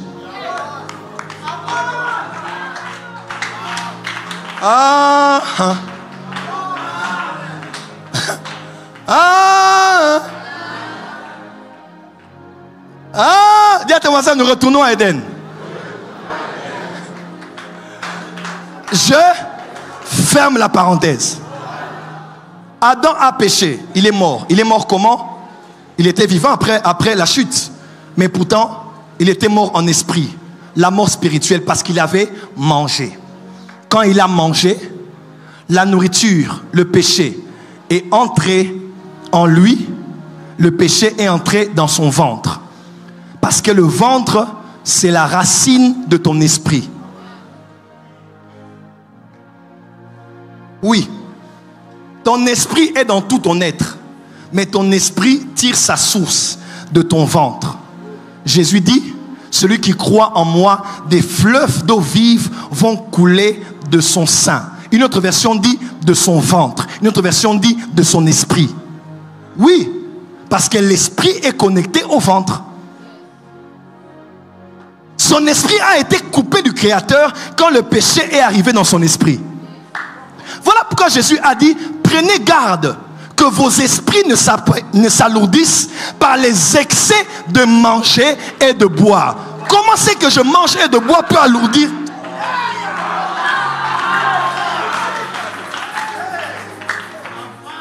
Les œuvres de la chair sont constituées des excès de table. Celui qui maîtrise le stomac a maîtrisé la spiritualité. Oh, Sophie chrétienne nous a kolia kola ta oué bin samete. Le jeûne ne veut pas dire se priver d'eux. Le jeûne veut dire manger différemment. Jeûner, ce n'est pas que je laisse de manger. Jeûner veut dire que je mange.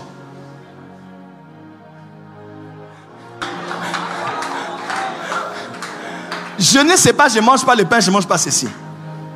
Jeûner, c'est je me prive de ne pas manger ça, mais je mange autre chose. Voilà pourquoi le vrai jeûne, ce n'est pas de ne pas manger.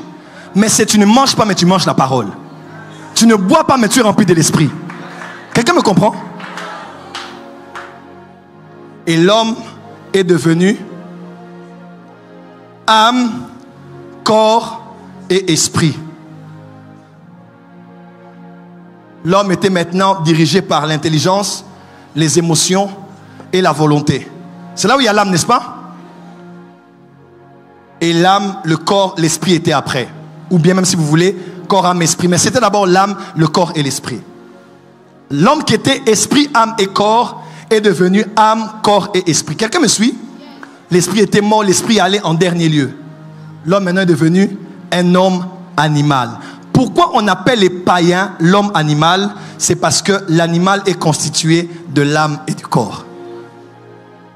Un païen est considéré comme l'homme animal, 1 Corinthiens chapitre 1, 2, 3, parce que c'est d'abord ses sentiments qui le guident, son intelligence, sa volonté qui le guide. Âme, corps et esprit. Alors, d'où est venue les anciennes spiritualités? Prophète, je m'écoute-moi bien, je clôture ici. Demain, je commence avec le mysticisme et je vais expliquer comment le faux est des fois pris pour vrai. Prophète Jimmy Mbaya, au travers des âges, Adam a voulu rentrer à Éden. La descendance d'Adam a toujours eu envie de retourner là où Dieu l'avait établi dans la maison. Alors l'homme a cherché à redevenir esprit, âme et corps.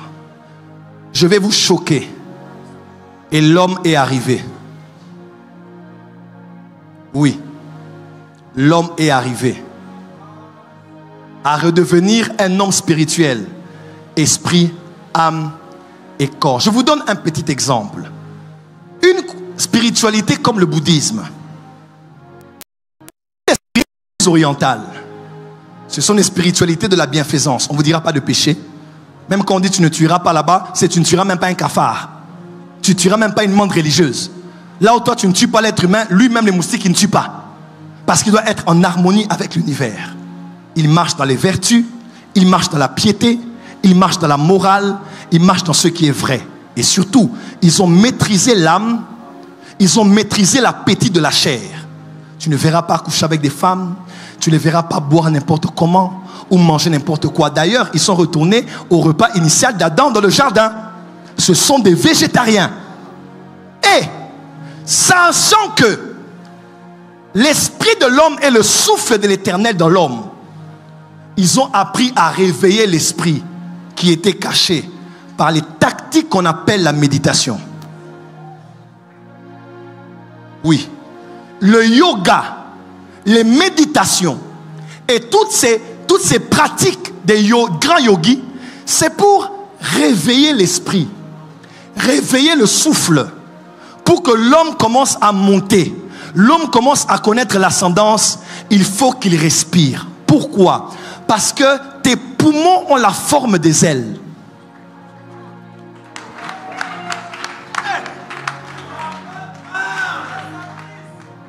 Les poumons ont la forme des ailes.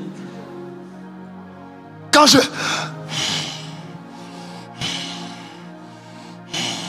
Qu'est-ce qu'on fait? On bat des ailes pour élever l'esprit. Ils ont maîtrisé l'âme. Ils ont maîtrisé le corps. Il peut être en position lotus pendant 2 semaines. Il ne bouge pas. Respire. Méditation transcendantale. Ils ont tellement fait ça que l'esprit vraiment est revenu ici. Voilà pourquoi beaucoup d'occultistes sont plus spirituels que des pasteurs. Beaucoup des spirites, des mystiques sont plus spirituels que beaucoup de chrétiens. Parce que là où toi tu es un chrétien charnel, hein? C'est aussi dit dans la Bible, non? Après l'homme animal, il y a l'homme charnel, après il y a l'homme spirituel. Toi tu es encore chrétien, tu vis comme un homme charnel. Eux, ils ne font plus de péché. Oui, oui. Ils sont dans la morale. Ils ont éveillé l'esprit, déchu. Et ils sont revenus ici. Esprit, âme et corps. Et ces hommes-là, les bouddhistes, sont plus spirituels que beaucoup d'entre nous ici. Parce que la spiritualité, ce n'est pas d'abord la chrétienté. La spiritualité, c'est l'habilité de retourner à Éden. De se déconnecter de ce qu'il y a du monde pour se reconnecter avec ta vraie identité. Ça, c'est basique. Même dans le bouddhisme, on vous dira que c'est ça. Mais, Donna, où est le vrai problème? Pourquoi nous, les chrétiens, on ne peut pas aller faire le yoga? Pourquoi nous, les chrétiens, on ne peut pas faire les méditations transcendantales? Pourquoi on ne peut pas aller faire ces autres religions? Posez-moi la question, pourquoi? Pourquoi? Pourquoi? Pourquoi? Parce que Dieu n'aime pas Adam.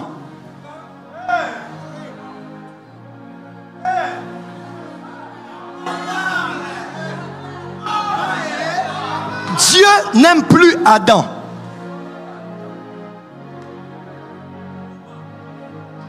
Tu peux revenir à Éden, mais tu n'as pas mangé à l'arbre de vie. Oh, comment? Tu peux retourner dans des disciplines, dans la spiritualité, mais tu n'as pas eu accès au sang sur le propitiatoire gardé par les deux chérubins. Adam ne plaît pas à Dieu. Non. Quel que soit ton retour de la spiritualité, quand Dieu voit Adam, Dieu n'approuve pas. Parce que Dieu a donné le dernier Adam. Le second Adam.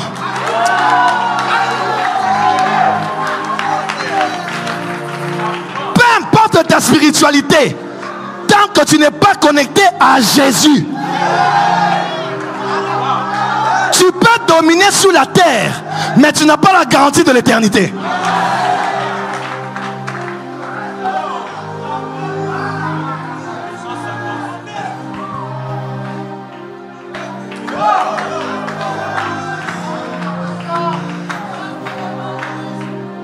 Oh, Daddy, il est fort. Il voit des choses. Il fait des choses. S'il ne connaît pas Jésus, il n'a rien. Parce que le mystère de Dieu, c'est Christ. C'est en lui que sont cachés tous les mystères de la sagesse et de la science en Jésus.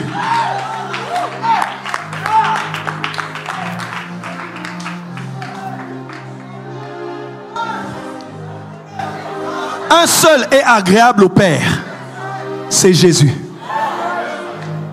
Peu importe ta spiritualité, si tu vas devant le Père avec ce que tu as acquis des pratiques spirituelles, tu peux avoir des avantages, tu peux avoir des visions, avoir des prophéties, mais devant le Père, tu n'es pas agréable. Pourquoi? Pour rencontrer le Père, Jésus a dit: je suis le chemin, je suis la vie, je suis la vérité. Nul quoi? Non, il devait dire nul ne va au Père, non? Papa n'est pas ici. Papa n'est pas ici. Il faut aller chez le Père. Jésus dit non, nul ne vient. Ne vient. Ne vient. Ne vient. C'est une faute de français. Nul ne vient. Pourquoi venir? Jésus, révèle-nous le Père. Et cela nous... Oh, mais il y a longtemps que tu es avec moi. Les 7 panneaux revenaient, les 7 panneaux revenaient. 7 panneaux revenaient, 7 panneaux revenaient. Qu'est-ce que Jésus a dit? Nul ne... Il a dit celui qui m'a vu. Frère, la spiritualité pure, le prophétique pur, la voyance pure, toutes les autres voyances ont des tâches. Toutes les autres voyances ont des risques. Ça va coûter quelque chose. Mais Jésus a dit, prenez mon joug car il est léger. Hein? Hein? Hein? Hein? Dis à ton voisin. Dis à ton voisin. Le mysticisme a commencé quand l'homme a voulu rentrer à Éden, dans le jardin d'Éden, sans visiter le jardin de Gethsémane.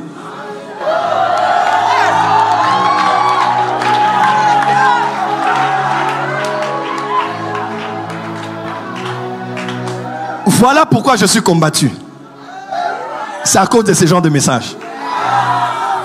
Quelqu'un comprend? Satan ne veut pas que vous puissiez écouter ça.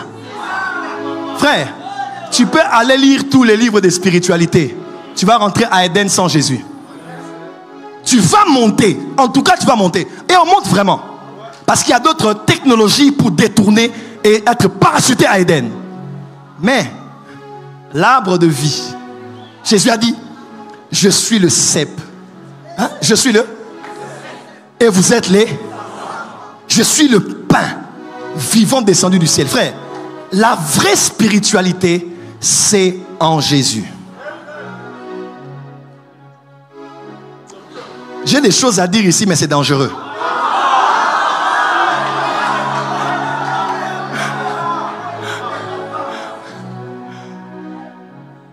Ésaïe a prophétisé et a dit: et la Vierge sera enceinte.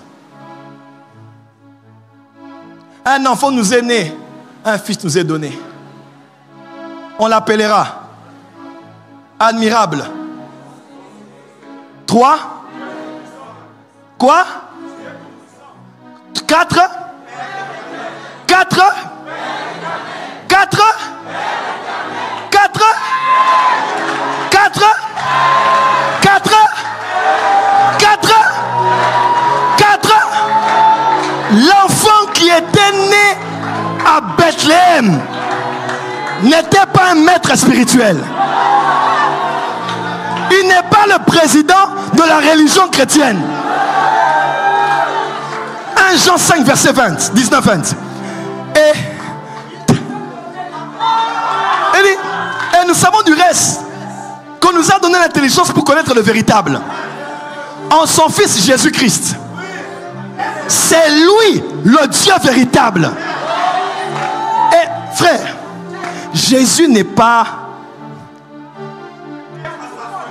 un maître ascensionné, non. C'est réduire mon maître. Oh non, j'ai un maître là-bas, j'ai un maître là-bas. Tcha. Ok, il fait le pamba. Jésus.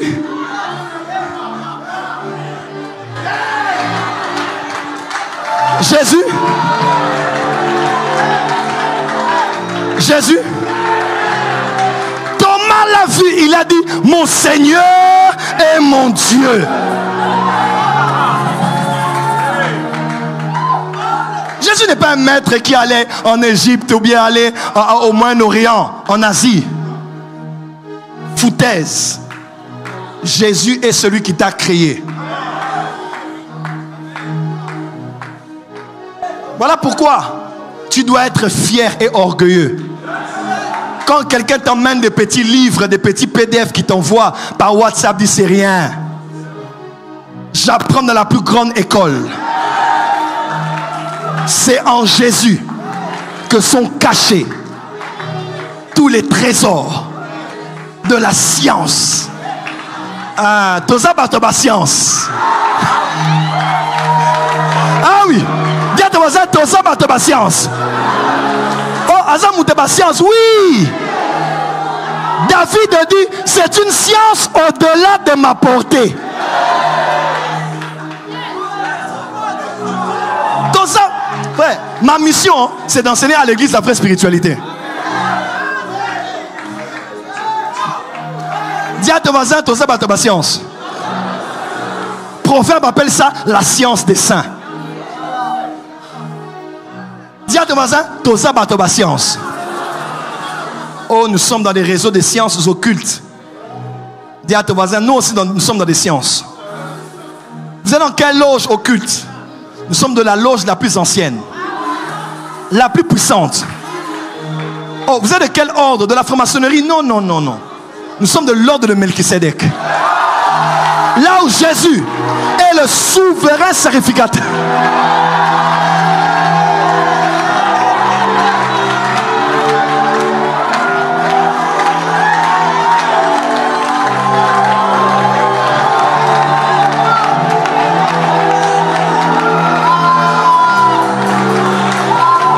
Écoutez-moi. Il était là. Et quand Adam a péché, il a tué une bête. Parce qu'on ne prend pas un vêtement de poil d'animal sans avoir tué l'animal. Il annonçait déjà qu'il allait venir, que son sang allait couler et qu'il allait racheter Adam. Adam, avant d'aller dans le jardin, laisse-toi habiller par la justice, les vêtements de Christ. Depuis Abraham, Israël, jusque-là, Dieu s'est révélé de plusieurs manières. Il était la fête de la Pâque. Il était Joseph de l'Ancien Testament. Il était Moïse de l'Ancien Testament. Il était l'arche dans le lieu très saint. Il était la colonne de nuée le jour et la colonne de feu la nuit. Il était le rocher qui les suivait. Quand ils allaient à Élim, il les suivait à Élim. Il donnait de l'eau, mais c'était lui.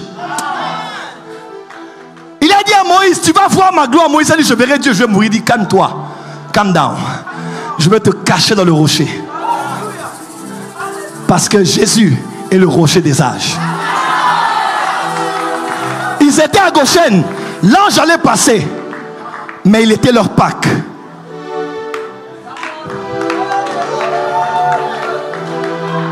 Je peux avancer, mais ce n'était que des parties qui préfiguraient la réalité. Il était les sacrifices qu'on offrait chaque année qui ne faisaient que couvrir les péchés. Hébreu a dit, je termine ici, selon qu'il est écrit, il était impossible que les hommes soient sauvés par les sangs des boucs et des agneaux. Mais, écoutez ce qu'il est écrit. Mais tu as dit, me voici, je viens. C'était quand? C'était ici. Parce que Jésus n'est pas mort il y a 2000 ans. Hein? Hein? Jésus n'est pas mort il y a 2000 ans.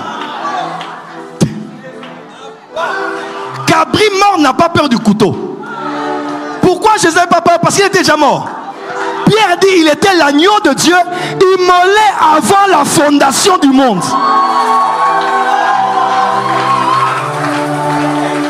Il dit, c'est maintenant le Fils qui parle au Père. Il dit, parce que dans le livre là, toutes les images, les métaphores, les analogies, les types parlaient de moi. Je viens, ô Dieu, pour faire ta volonté. Jésus parlait au Père. Et il est écrit, l'Éternel dit à l'Éternel, assieds-toi à ma droite. Hein? Hein? Qui est l'Éternel qui a parlé à l'Éternel? Jusqu'à ce que je fasse de tes ennemis ton... Qui aime la parole ici? J'ai terminé, que Dieu vous bénisse.